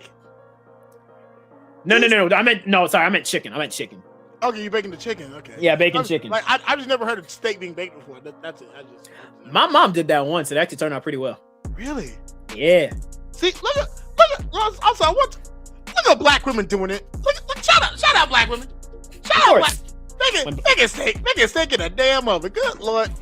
Hey, listen, my mama is Jamaican. She made sure that I did not go a day without some food somewhere in my belly. That's amazing. That's amazing. Shout out my mother for real. Shout out mother sometime. But I was just saying, please. But yeah, it usually just be that, and I bake it. Then I make some rice on the side, and then maybe cut up some vegetables. I might roast them. I usually like roast my vegetables, get some like assorted veggies, and I roast them. Put that together, and I put on an anime that I'm either in the middle watching, or I'll go back and watch a classic like Samurai Champloo, because I've got the entire series on DVD. I got this side series too, like on not legal. You know yeah. All right, I'll finesse that. I ain't gonna lie. I don't blame you. I totally have the entirety of Fully Cooley legally. Yeah, no, see, hey, you gotta finesse that bitch sometimes. But no, that's beautiful. My go-to anime meal for sure is definitely I'll admit as a nigga from New York, Chinese takeout was the vibe. So that's fair. That's fair. I learned how to make fried rice. And then like I usually get like frozen pot stickers and frozen egg rolls. Put those in the air fryer, and it's a masterpiece. It's a movie. Put that with a nice tall glass of sweet tea, just to really complete the nigga trifecta. Yeah, you remind me. I got spring rolls I need to put in the air fryer soon. I swear, telling you. Besides that, a real good anime to watch. Have you watched Fireside Cooking from Another World? No, I have not. What's that about? Dog, nigga, this shit. So imagine the MC gets like a magical power, right? And it's access to a super discounted eBay for like food and shit. And so his power is like he just gets affordable shit. And so he uses that affordable shit to cook. But the thing is, the things that he cooks with that affordable shit, it empowers the people who eat it. He's cooking in the forest one day, befriends like the forest god of the wind or whatever. The forest god of the wind's like, damn, is that chicken? Eats that shit and starts tweaking out because he's so strong. And so bro starts to hunt everything in the forest. And what does the main character do?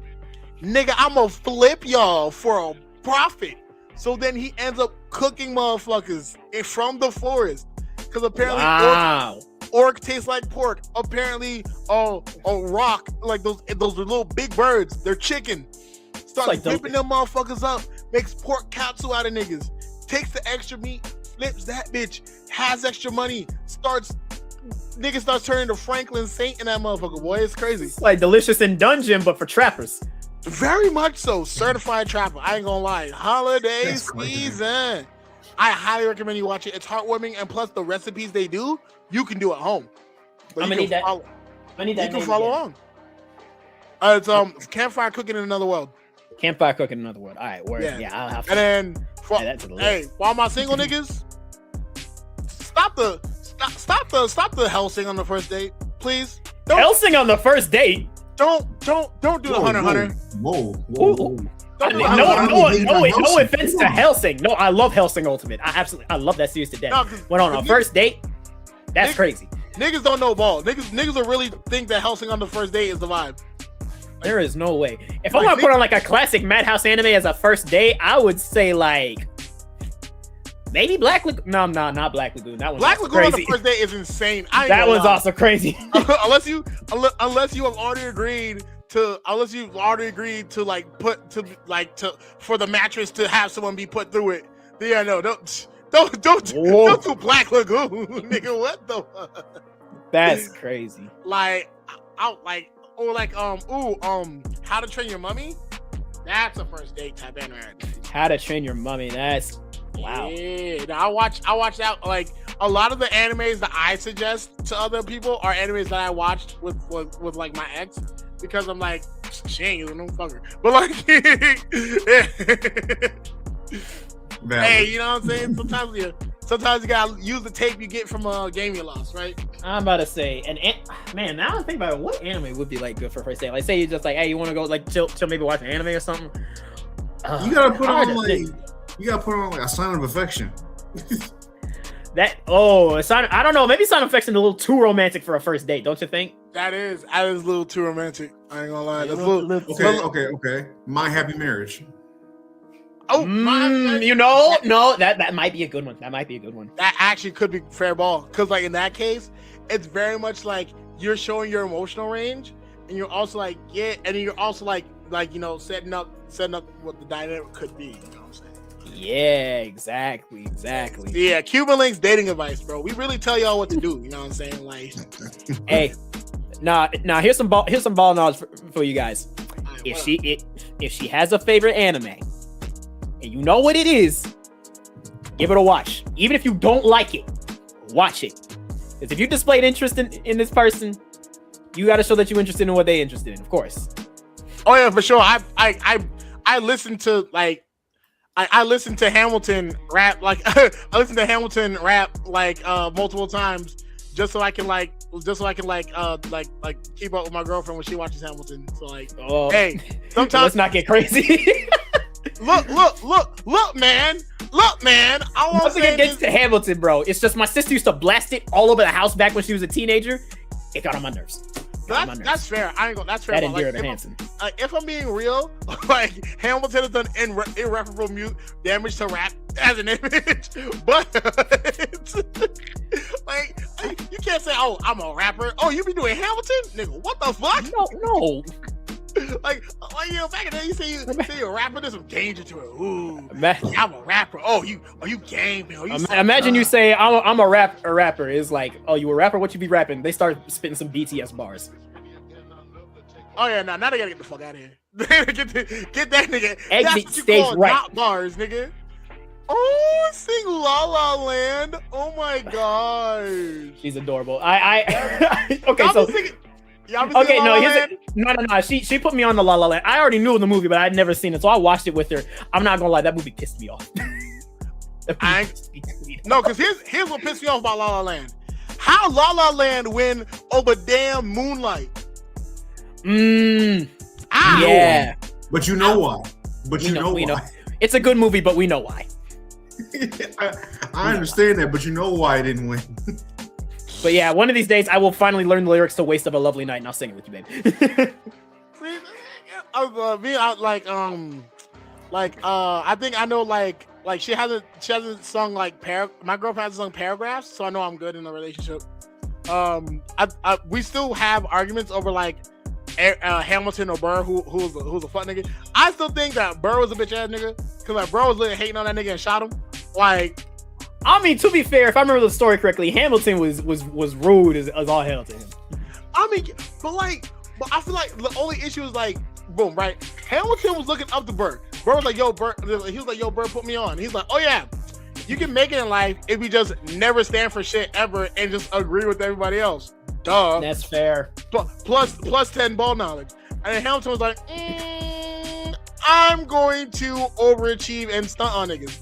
Overachieved, stunted on niggas, dunked on Burr, even though Burr was kissing Hamilton's ass, and then went on to to do what any successful man would do: cheat on his wife, and then, and then from there, like what, like altered the entire financial history of the United States forever. And this man was so selfish about wanting to be in power that he decided to expose himself cheating on his wife over losing his position of power. That shit crazy. I ain't gonna lie. That's crazy. That nigga really said, I might got a little head, but I don't really cheat. That shit was insane. I ain't gonna lie. I think the craziest part was that the only crime that gets him was like, oh yeah, dog, did you like pay for it, nigga? Oh yeah, that's evil. Oh, you pay for it. Just cheat on your wife for free like regular niggas do. What are you doing paying for it? I would just like say, me, myself, I do not condone cheating. I don't know about these guys. Oh, no, you already know. I definitely don't condone cheating. Especially when your partner has access to mild paralytics. Oh, yeah. Don't cheat. God, he's scared. Actually, speaking of which, I have a question. Do y'all have like a favorite musical? Oh, Rent. Rent? Yeah. Ah, okay. All right. I'm not big into like the modern day musicals, like, because here's the thing. I grew up with, my mom and dad's my mom and dad's like musical movies that they used to watch. So like Sound of Music, one of my mom's favorite movies of all time. Love Julie Andrews. She's incredible. That woman is a legend. That's my musical, Sound of Music. Yeah. Seven Brides for Seven Brothers, Robin and the Seven Hoods, a bunch of classics with the Rat Pack. All those movies. I'm not sure if y'all have ever seen them. I mean, like the only Rat Pack I know of is from Logic. Well, you said yeah, dude. Yeah, who do you think Logic got the name from? Oh no! I know the Rat Pack with like Frank Sinatra and them niggas. I was about to make a whole like joke about like, oh yeah, did you know Logic's biracial? Oh no, really? I would have never known Logic's biracial. I could have never known. It's not like he says it in like half of his songs or something like that. I'm telling you, it's surprising. I thought it was just white, but no, shocking. But how you saying, please? Yeah. So like, those are my favorite musicals growing up. I say growing up like I didn't watch a few of these recently. But like one of my new favorites is Robin and the Seven Hoods. That's a fun one because it's basically just it's just Frank Sinatra and his friends in a gang war in Chicago trying to take over the block with casinos while they fight Columbo. I like it. I like it. That's so random. It's an insane story, but it's really fun. It's really fun. I grew up on a lot of old stuff, especially like stuff that did not age very well, like John Wayne movies. Oh, John Wayne, Rush Hour, definitely. I love the Rush Hour movies. Are you kidding me? Like Rush Hour 1 and 2, those are great. Rush Hour 3, I'm kind of on. I know Rush Hour 1 and 2 were amazing, but they did so much damage to Asian and Black relations. Jesus Christ, like right? I wouldn't say that because I know there's a lot of Asian people out there who love Rush Hour. Like I think it's more just the fact of the mere like I'm not gonna say it until like, oh yeah, no, Rush Hour like perpetuated like terrible stereotypes. But also I was like, bro, the way Carter was the way Chris Tucker was going off on Jackie Chan, calling him a compound mother. I was like, yo, whoa. Them jokes would not have flown nowadays, of course. Insane. That nigga was wild.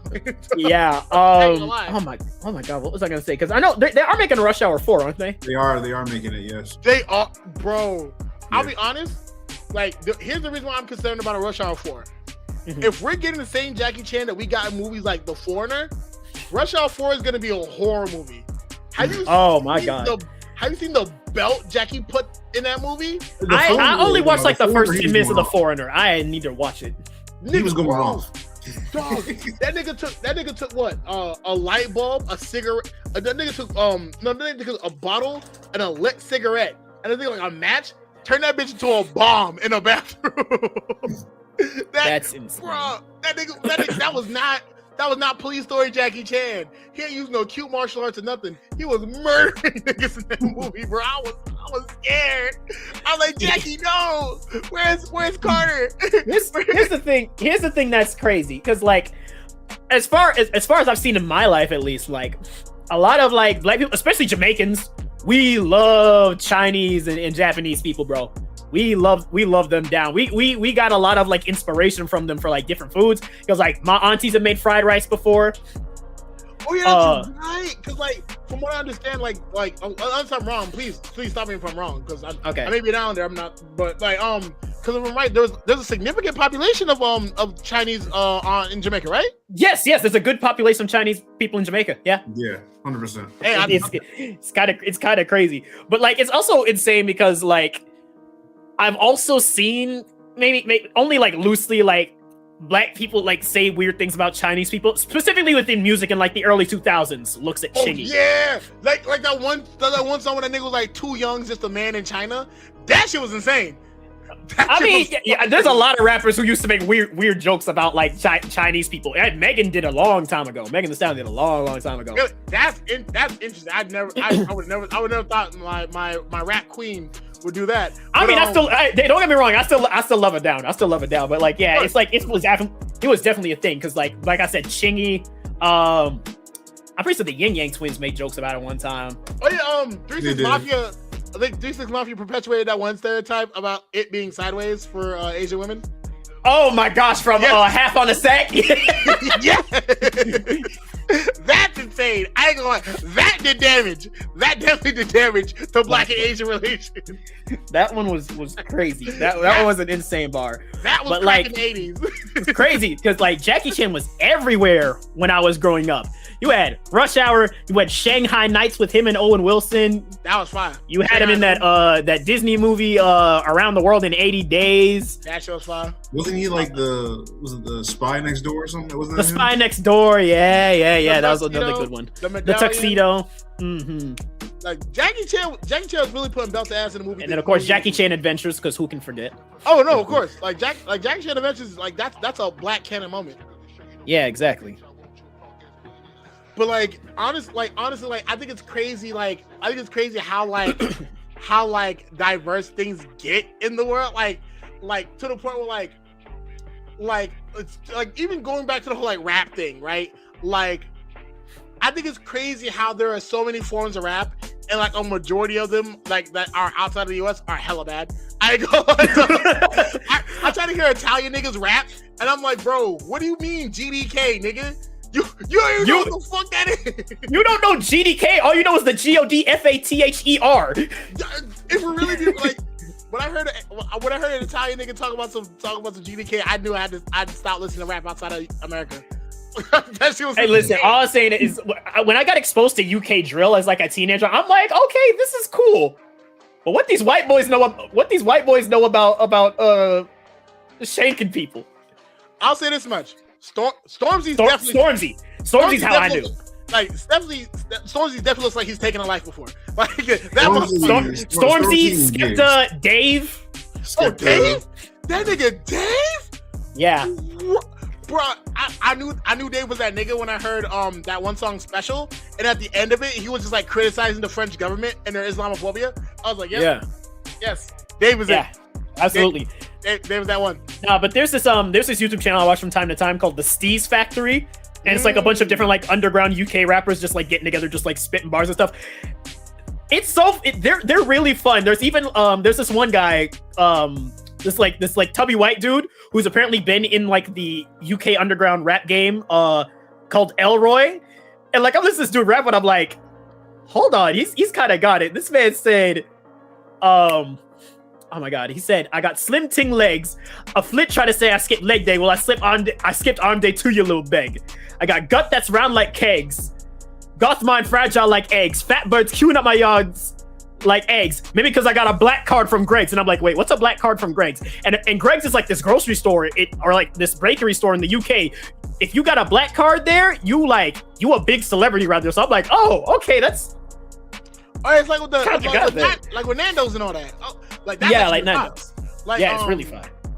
I want to say like I think one of my favorite Dave bars was when bro was like bro he was fucking with a cougar. He was someone was fucking with a cougar. She was 3,200 TBT. I said, God. 3,200 throwback. Oh God. This is like the few times I'm not slandering the British because y'all cool, because some of y'all cool, y'all can rap, but also y'all make Doctor Who, so I can't be too mad. Oh no, Doctor Who's fire. Doctor Who's amazeballs. My favorite Doctor, of course, is Doctor 14. Dr. 14? Oh my God, why am I The Black forgetting? Doctor, yeah. No, that's 15. That's 15. 15? Yeah, that's 15. And Chuchi Gatwa, yeah. Yeah, because 14th was the woman. 14 was the woman, and the 13 was just the ninth. Peter Capaldi. No, it was no? Peter Capaldi. Oh, Peter Capaldi. Oh, okay. Yeah, I know one of the doctors was repeated. Yeah. The 10th Doctor was repeated at one point. Yeah. And then Ncuti Gatwa came in as the 15th Doctor. And he was great. He was great, but I'm not gonna lie, that season was really weak. That season was really weak. I think the issue is that like that season, as Doctor Who got further along, like I'll be honest, like niggas wasn't ready to talk on the real shit. Cause by the first 8 Doctors, they're tackling shit like, oh yeah, maybe Britain's fucked up for like keeping jewelry from niggas that they robbed. Or oh, maybe Britain's fucked up for like othering people who with darker skin. And like they were doing that shit. But then by the time we get to 15, it's like, oh yeah, like it's like very much like, oh yeah, the world is full of wonder. That's cool. Talk about racism, nigga. Oh no, they definitely talked about racism in one of the episodes with Ncuti Gatwa. I think the problem is there was no like cohesive story, and the stuff that they were building up was kind of backtracked on. I'll be honest, it's like what you said about Yakuza. I think the main reason why that season was so bad is because Disney stuck their hand in it. Hey. Doctor Who is better when it's cheap. When? I think think about the best episodes you know of Doctor Who. They probably only had like a $3,000 budget. Oh yeah, and you know like the Daleks were like just like upside down trash cans and shit. Yeah, exactly. Destroy it. This shit's just like a rolled up newspaper with a fucking potted plant on the end of that bitch. Insane. Shout out those wild cheap episodes of Doctor Who. I know my dad. There's a show a British show my dad talks about that was a very funny comedy. I forget what it's called, but I think it's like a show where like these guys are like stuck on Mars or something. I think the funniest British show I've seen so far is People Do Nothing. Oh yeah, that's a good one. Oh, Red Dwarf. Red Dwarf is what it was called. Oh, Red Dwarf. That sounds nice. I'm about to check them out. But People Do Nothing, that shit's funny because I love how it's a commentary on like how outsiders see hip hop and shit. Like MC Grinder and Corrupt and all that. That shit was so fucking funny. That nigga was like mad delusional. I like how like it took his girlfriend like 4 seasons to be like, maybe I shouldn't be raising a kid with this nigga, and like leave. Oh my god. No, it was crazy because like the whole thing is like, imagine South Park, only Cartman's the main character and he thinks he can rap. Oh my god.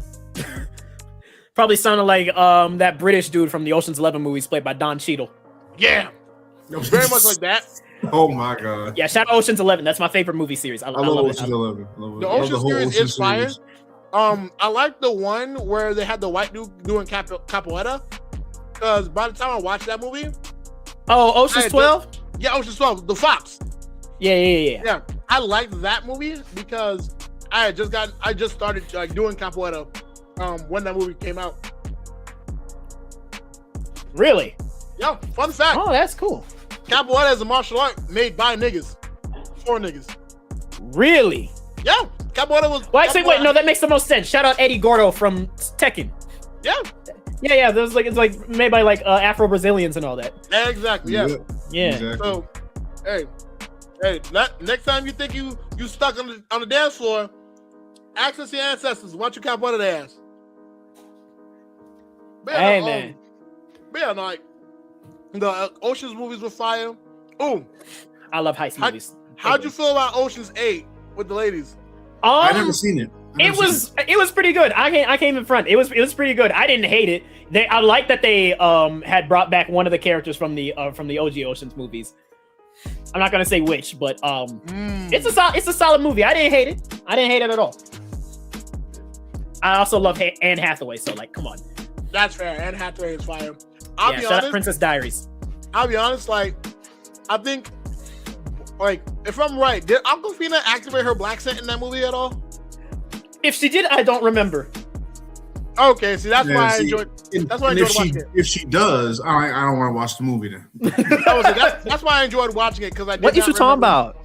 What is Jesus fucking Christ? I can't stand her, bro. I ain't gonna hold you. I didn't think it was that bad until I looked back at all like the previous like examples of her doing it. Even HBO called her out, or not HBO, was it NPR called her out on it? Hey, you know NPR some real niggas when they got T-Pain on a tiny desk. They had to catch that shit. I love NPR Tiny Desk so much. They're like my favorite thing to bro, when they had Young Dirty Bastard, like Old Dirty Bastard's kid with the remaining members of the Wu-Tang Clan. Yeah, that shit was fucking fire. I remember the first time I watched them.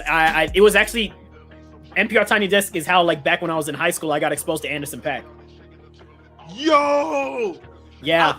I still make this joke to this day because ever since I heard that nigga on Double XL, I was like, yeah, this nigga sounds like he brags about shaking hands with Malcolm X.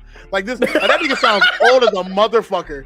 Jesus Christ. That nigga sound like if you say what's up to him, he gonna be like, can't call it, my spout it type shit. That nigga look like he'll call you a jive turkey. Oh, for sure. He sounds like he sounds like a barbershop full of niggas.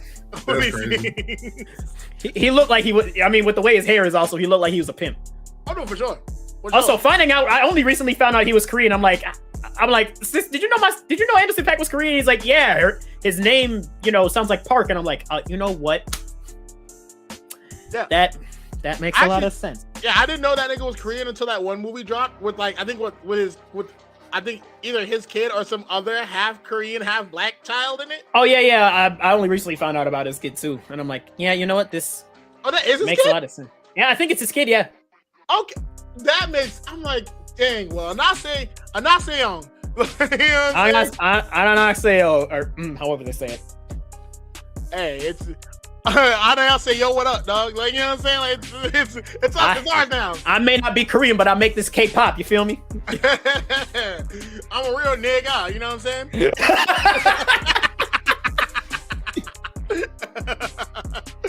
No. Hey, call me Park Woo the way these niggas be parasites.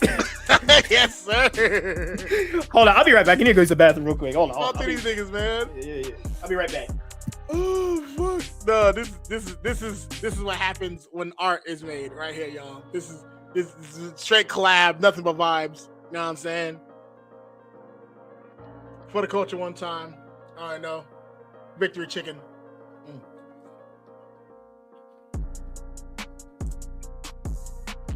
Don't worry about where I got it from.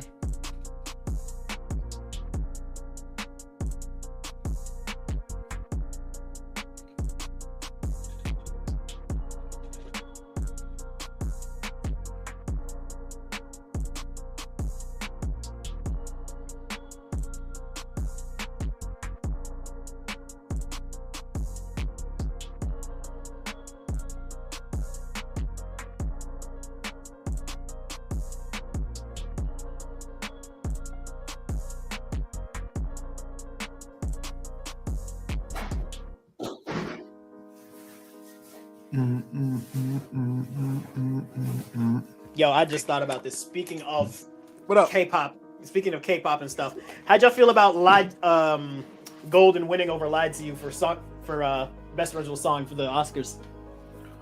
Wait, oh, that's a good one. Oh yeah, no. Here's how I feel about it, right? Mm-hmm. Y'all niggas know what y'all did, but also I get it. 'Cause I'll be honest. If we're talking about popularity, like let's be real. I was at a book convention, and they were doing karaoke because my girlfriend loves books, right? Let me guess, they had Golden playing, didn't they? Yeah, the one of the girls did get Golden up there. Yeah. Of course, I went up there and I did Last Dance by Indila, which is in French because I had to flex on niggas. Sac Pacoton. Don't want what? I don't know that much Haitian, French Haitian. No, you're cool. But yeah, no, Sweet Mickey, amazing. If I knew more Creole, I would have sung a lot more sweet. I would have sung I Don't Care up there. I don't care. I don't give a damn. I would have known that. I would have been hollering, boy. I was about to say, when it comes to like the Oscars and stuff like that, like my hottest take is that when it comes to songs from K-pop Demon Hunters, the winner, like the one that should have gotten popular, was This Is What It Sounds Like. Soda Pop. I don't know, man. Like, yes. I don't know, man. That was basic. That's why. I know it's very basic, but also like Golden won over Lied to You. Like, yeah, like if we really being real here, like I think if anything, Golden definitely had more spins than Lied to You, but also yeah, for sure. But also Lied to You is the better song. No, Lied to You It is is. easily the best song, especially because one, not only does it mix multiple genres together, two, like the song literally explains like a major plot point in the movie. And Yeah, but here's the thing. Here's the other thing. Sorry. Here's the thing. No, you say it spins multiple genres, but what specific genres do they spin in Lied to You? No, I'm saying Lied to You expands multiple genres. Oh yeah, I know it does. But here's the thing: the specific genres that Lied to You spins are all genres we made. What Delta Slim say? See, white people like the blues, that's fine. They just don't like who make it.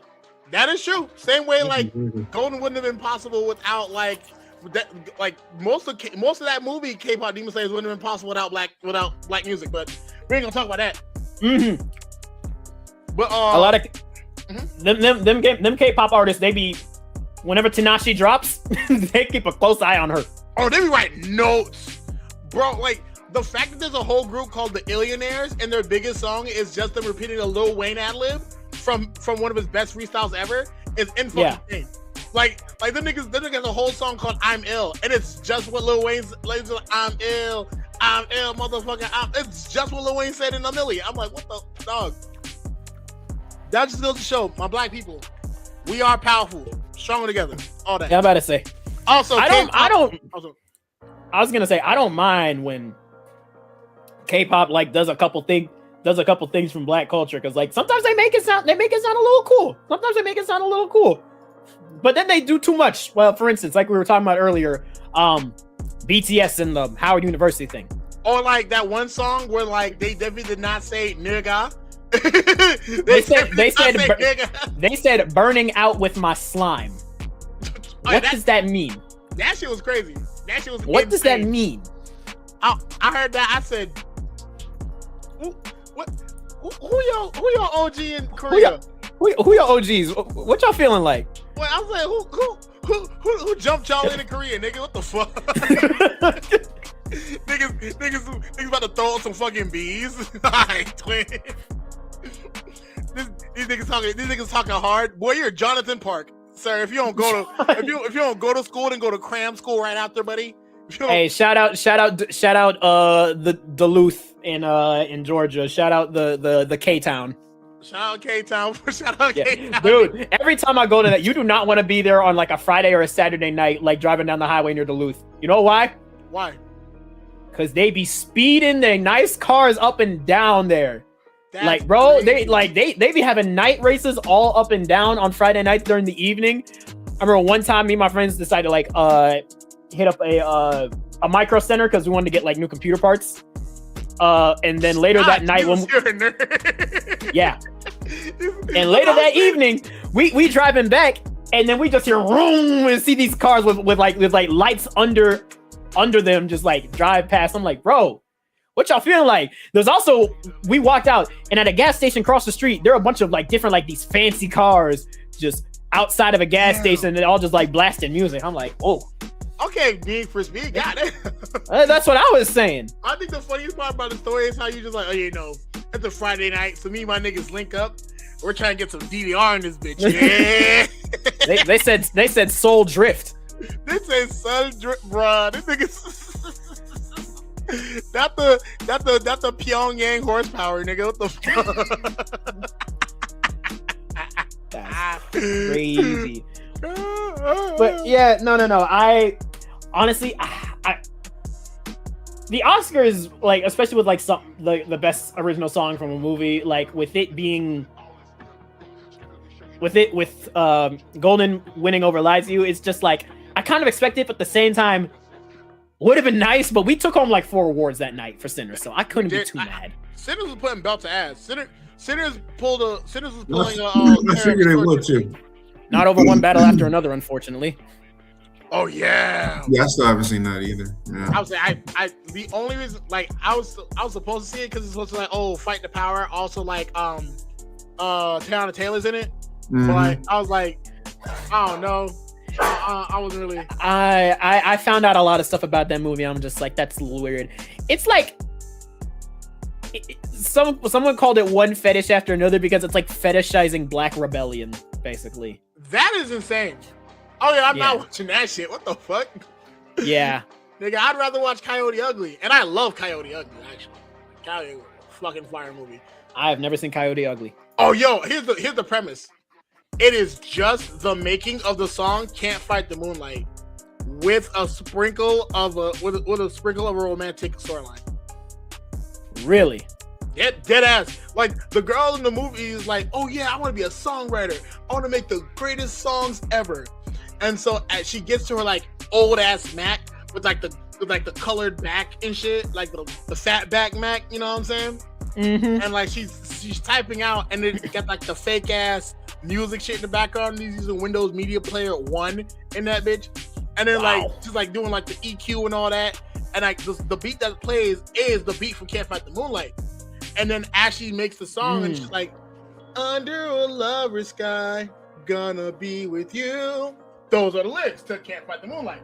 And so then from there to the end of the movie, she's like, "Damn, no one's fucking with the song." And then the label's like, "Oh, we have this one new artist named Leanne Rimes, the writer of Can't Fight the Moonlight." And she's like, "Damn, this song's fire. What did you call it?" Well, sometimes you just can't fight the moonlight. And then literally the end of the movie is the music video for Can't Fight the Moonlight. So the entire movie was just promo for that one song. And I'm like, yo, this is so bold. Like, this is such a bad bitch move. I gotta watch. This is one of my favorite movies of all time. It's up there with Kingsman 2. You like Kingsman 2? Kingsman 2 was fire. Kingsman was fire. I mean, I ain't say it was bad, but it's just like I came out of Kingsman 2. I'm just like, man, it was pretty cool. I think what made Kingsman 2 great was how they approached the whole like drug situation. Like, yeah, like that was fire. Like it is very much like a modern day James Bond, where it's like instead of like dealing with like international politics, it's like, oh yeah, like did you know that governments benefit from drug sales? I'm just happening to cut out the middleman and giving people the best drugs. But then she started tweaking and killing niggas, so then she had to die. Like, it wasn't for that, she could have been the best person ever, because like she was actively like if we're really talking about in the universe of Kingsman, she was actively like cutting out all the major cartels. So in turn, with her being the only person like pushing these drugs, that means now she could now quality check that shit because she had robots to do it. Like now you don't have to worry about other businesses to sustain the business because she had that whole other sweets business on the side and all that, and that was doing numbers, and that could easily she could easily go back and forth to sell her drugs and shit. And then not only that, like she actually had a responsible idea around drugs. It was like, oh yeah, I'm not giving kids drugs. I'm offering shit to motherfuckers who are grown enough to understand that if you take this shit, you gonna go to space. And motherfuckers was fucking with it. But honestly, at the end of the day, once you start tweaking and killing niggas, now MI6 got get involved. Now Galahad got put belt to ass. And RIP my nigga Melvin. My nigga Melvin shouldn't have died from that mine. That shit was fucking crazy. It was crazy. I do like the action scenes in that movie, especially with Elton John playing in the background and all that. Yo, especially from the first movie, the scene in the church. Freebird. Yeah, when Freebird in the back. Yeah. Oh, it started smoking niggas. I said, damn, I hate Leonard Skinner, but I love that song.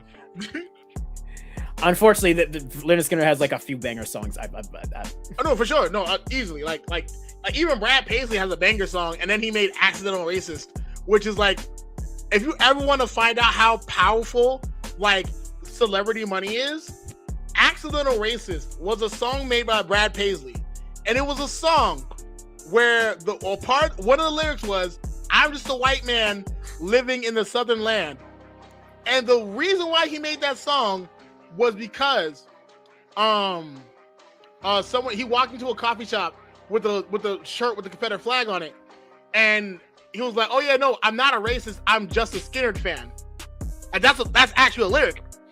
And so what happens is, if you think that's bad, y'all about to get educated tonight.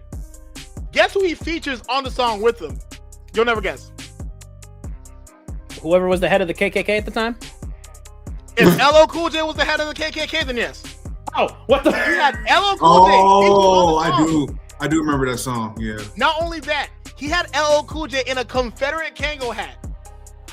Not only that, there was a bar in that song that was so damning.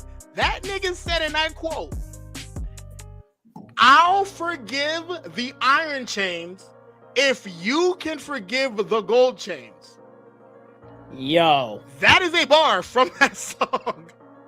A song where you cannot find the video. Like, you want to talk about some media preservation? Those niggas wiped the internet clean of that song. You're not finding him. You're not finding LL Cool J in that Kango hat. None of that. And when LL Cool J was asked about the song, that nigga said, "Yo, we all got different opinions and shit." Da, da, da. Like the very much basic, please don't press him to any further questions. Nigga folded like a napkin. And this is Mr. For Us By Us, who like straight up finessed Calvin Klein and promoted one of the blackest fashion labels at the time. He then went on to wear a Kango hat and then say in that same song, "Shout out Abraham Lincoln for setting me free." The song's still available. It was on Brad Paisley's album Wheelhouse. I know this because I used to be a Brad Paisley fan until that song. I did not know this. Wow. Fun fact, ladies and gentlemen, Juice had a country phase. Kenny Chesney, Cowboy Troy, yeah. That's crazy. I never knew that. So yeah, same way some crazy, sisters love K-pop, some brothers listen to country. And then ain't nothing wrong with that. But like, bro, that's insane. When I tell you, I've said that on dates, and the women look at me like, not because I'm saying it, but because they never knew it happened. Okay, I'm still that nigga. They're just like, how you know this?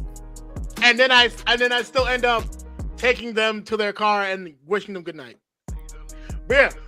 Okay, but what song did more damage? That or Logic's Suicide Song? Neither. I'm Not Racist by Jordan Lucas. Oh my god, that was the song that put me on the okay. Don't do my boy like that, bro. Nah. Now we need to have a real conversation here. I'm not gonna lie. At the age of like 14, 15, I unfortunately thought that song was kind of hard. Hey man, listen, I didn't know no better. I had an Eminem phase. I'm not gonna deny it. I had an Eminem phase. Same. No, Eminem 5. Eminem 5. I mean Eminem 5, and then you like hear what he makes nowadays. It's just like, man. After Godzilla, that nigga just made music to piss off made music to piss off the wrong group of black people. Cause like he would just make, "Oh, I'm anti-woke. I just made a joke. I just catch a joke. Afterwards, I die. Ha ha ha ha." That's Eminem after Godzilla. After the song, after Survival Instincts, after River, which was a banger of a song and one of the most vulnerable Eminem songs we ever got besides Stan. So, like, and it was on it was on his worst album. Yeah. Rehab made me want to relapse. God damn, that shit was terrible. If we're being completely honest, Eminem got a lot of bad albums. If we're being so honest. Honestly, whoa, hey, he's got fire features. He's got fire features. Like I say encore. Come on. Encore is better. What? Am I thinking of the right? Hold on, let me pull up. Yeah, make sure to pick the right album. But Revival was trash. Yes. I was saying, whichever one had Rihanna's song "I Hate the Way You Lie." Love the Way You Lie. That song, that album was ass. Okay, I'll give you that. There's only probably 3 good songs on that album. Yeah, I'm talking about the joint. I'm talking about the album that had Ed Sheeran on it. That album was trash. But that song River was fire. Wasn't Love the Way You Lie Marshall Mathers LP 2? Yes. That's a shame. I kind of like that one. I'm not gonna lie. No, that had probably got what you got. No, never mind. It wasn't that one. No. Marshall Mathers LP2 had The Monster with Rihanna, not Love the Way You Lie. There we go. Love the Way You Lie was Recovery, wasn't it? Recovery, yeah. And that shit made me want to relapse. That shit was bad. Yeah, no, it was Encore. I'm sorry, Encore had that song "Fack," and that was, come on, man. Oh yeah, nah, that was when Eminem was. That's when Eminem was reaching the end of his line. I ain't gonna lie. Thank God MGK dissed his ass, or else we wouldn't have gotten a good Eminem song out of him. Jesus Christ! Like, thank you MGK for taking the bullet for the rest of us. Speaking of white rappers stepping out of line and doing something they shouldn't be doing, can we talk about Jack Harlow?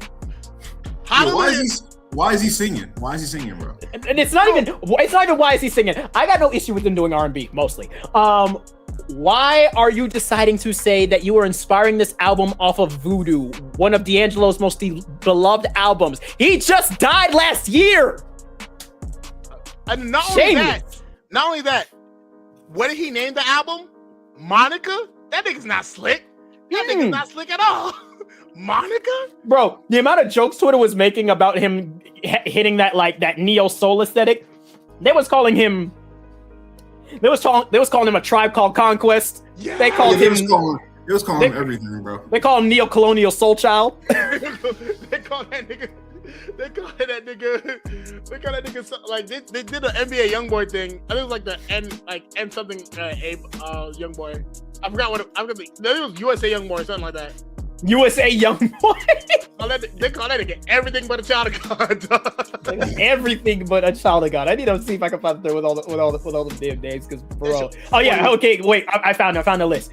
We got Lint Condition, Neo-Colonial Soul, Music Stole Child, Ninth Wonder Bread, Charlie Kirk Franklin.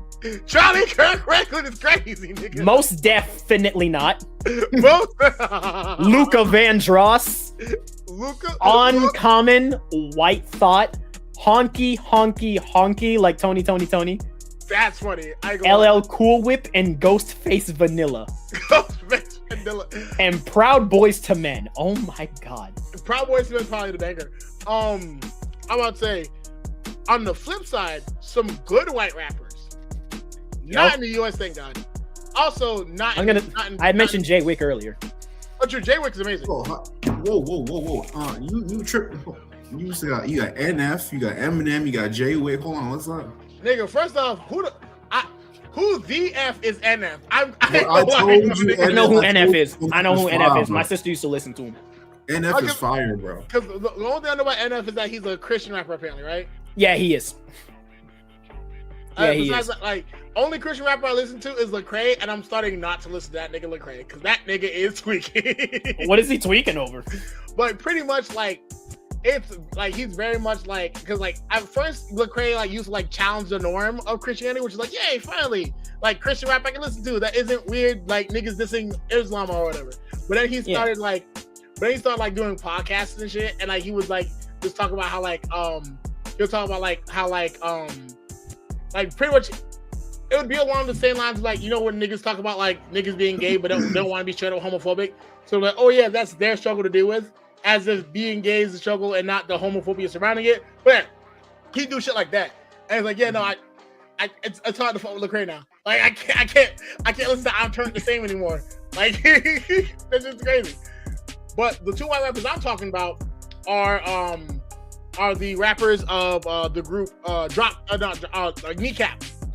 That's actually why I changed my name to Kneecap. They're an Irish rap group. Them motherfuckers are fire. Only thing is they rap in Gaelic. So like, that's cool actually. That's kind of cool. I've had to listen to that. I'm about to say, when it comes to like rappers across the pond, there's also Four Raws. You know, that Blacked Out Like a Phantom song? Yeah. He's from Scotland. Oh, that's fire. Yeah. Oh, I was gonna say all the UK rappers. The one nigga who made that one song. His name is not Four Raws. His name is SD Kid. Four Raws is another one of his popular songs. I was balls, bati, and dick guy. So this one guy who taste my bati, dick, balls. You see my balls, bati, and dick. More than my BM, more than my links. Hello. Alright, say hello. Bro, them niggas be making some wild ass music in the UK. I love it. I ain't gonna lie. That shit be killing me. we ain't gonna talk about that super transphobic song Skepta made back in the day. Oh yeah, no. Yeah, no. Like fuck Skepta for that. For show. Like, he apologized. It was just like, yeah, I don't know why I made that song. That was nigga wrong. that nigga was tweaking the fuck out when he made that song. But no, Giggs' verse on KMT, that shit was fire. Bro, Giggs is fire. I told you, Giggs, Skepta, Stormzy. What's that nigga Wiley? That nigga Wiley fire. Oh, Wiley? Idris Elba. Don't forget Idris Elba. That nigga be yeah, Idris Elba can rap also, yeah. Yeah, Idris Elba do be rapping, yeah. That shit is amazing. I'm like, dog, like, Idris Elba be spitting his ass off. I'm like, god dang. This nigga was Sugar Bell. Sugar Bell ripping it up. That's, man. What's the... Guys, there was something I actually wanted to ask, like, oh yeah, when it comes to like that era of like rappers who were like rapping fast just to be rapping fast, you want to know someone who I see get clowned on constantly nowadays, and and it makes me laugh every time? Who? Dax. I mean, we smoking Dax Pack for all types of reasons. Dax is what happens when you're nice to the weird kid at lunch. Like, if you're a girl and you're nice to the weird kid at lunch, and he just like straight up starts like trying to offer like starts trying to like offering to marry you and shit. That's Dax, my nigga.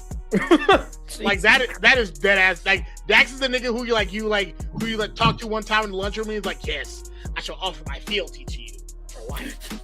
Like that nigga. Like that nigga who be quoting Lord of the Rings but isn't cool. Like that nigga. Like, I feel bad for Dax because like he's a decent rapper when he's not trying to like do the whole Joker shit. Like, if you just put the Joker shit down and just like and just got some real rap, nigga, he'd be cool. He's like right below Big Sean relevance when it comes to rap. Hey, not too much on Big Sean. Like, I know we make fun of him for corny bars, but like at least Big Sean's cool with it. I'm sorry. After 10 to 10, that nigga's never getting. You gonna hold that song against him? Oh, for sure. I was working like a Mexican. That song came out like 9 years ago. Like, what are you talking about? Detroit 2 was fire though. I listened to the entirety of Detroit 2. When did 10 to 10 come out? Because hold on, bro. Because that joint is old. You gonna hold that against him? Hold on, bro. But also, no, I'm also holding against him that one bar telling him, so no, sir, I didn't even take flu shots. I was like, what the fuck? Please get the fuck away from me, Big Sean. Boy, that junk came out in 2013, bro. One of the first times I was exposed to Big Sean was actually because, like I said, I had an Eminem phase, but with that Eminem phase also came Logic. I'm not gonna lie, some of Logic's songs on his earlier projects, like The Extraordinary Trip or whatever it's called. Under Pressure, that album is a classic. So yeah, what the heck is it? What's it called? Like before Bobby Tarantino and all that. Where the heck is it? I know you talking about that game? That game? Incredible True Story, Under Pressure. Yeah, those. Like those were fun. And the one song with Big Sean that you remember was All Right. Like, everything is all right. And Big Sean got on that song and said she doing tricks with her pussy. I guess she's a magician.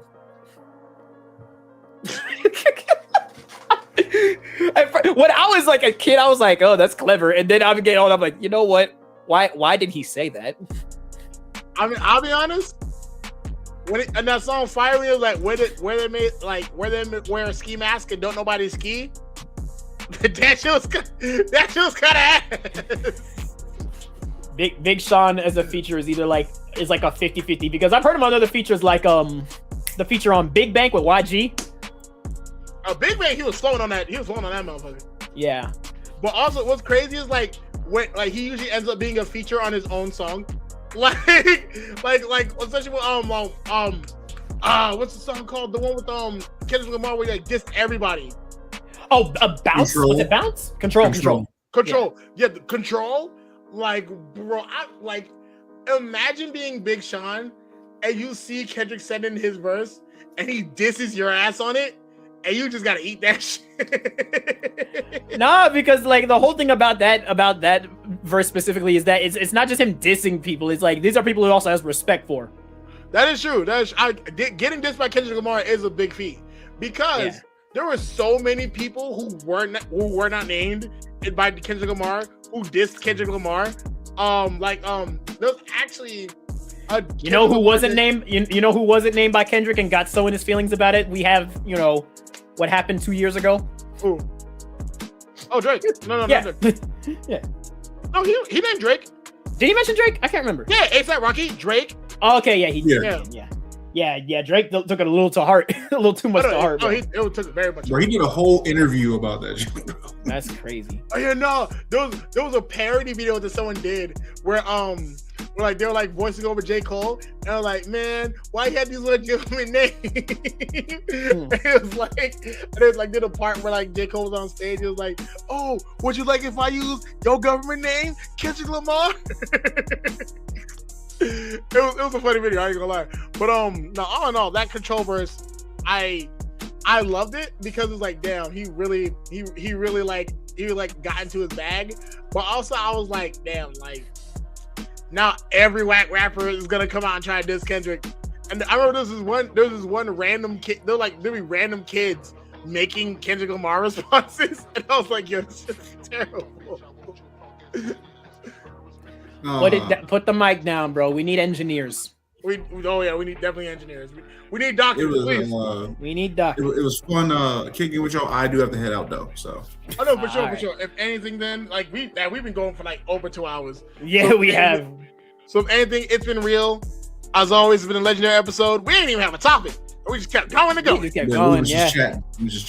It was good. It was good fun. It was a pleasure talking with y'all. And for those that didn't know, sorry. I was gonna say, don't let this time be your last time. You already know that, man. Yeah, don't let the next time be your last time. And for those that didn't know, LNHL was short for Late Night Homie Love. It's Late Night Homie Love. That's crazy, man. Late Night Love the homies. Well, good night, y'all. Sleep well and make your decisions. Also, free pound sign and fuck ice. You know what it is, nigga. Amen. Gang.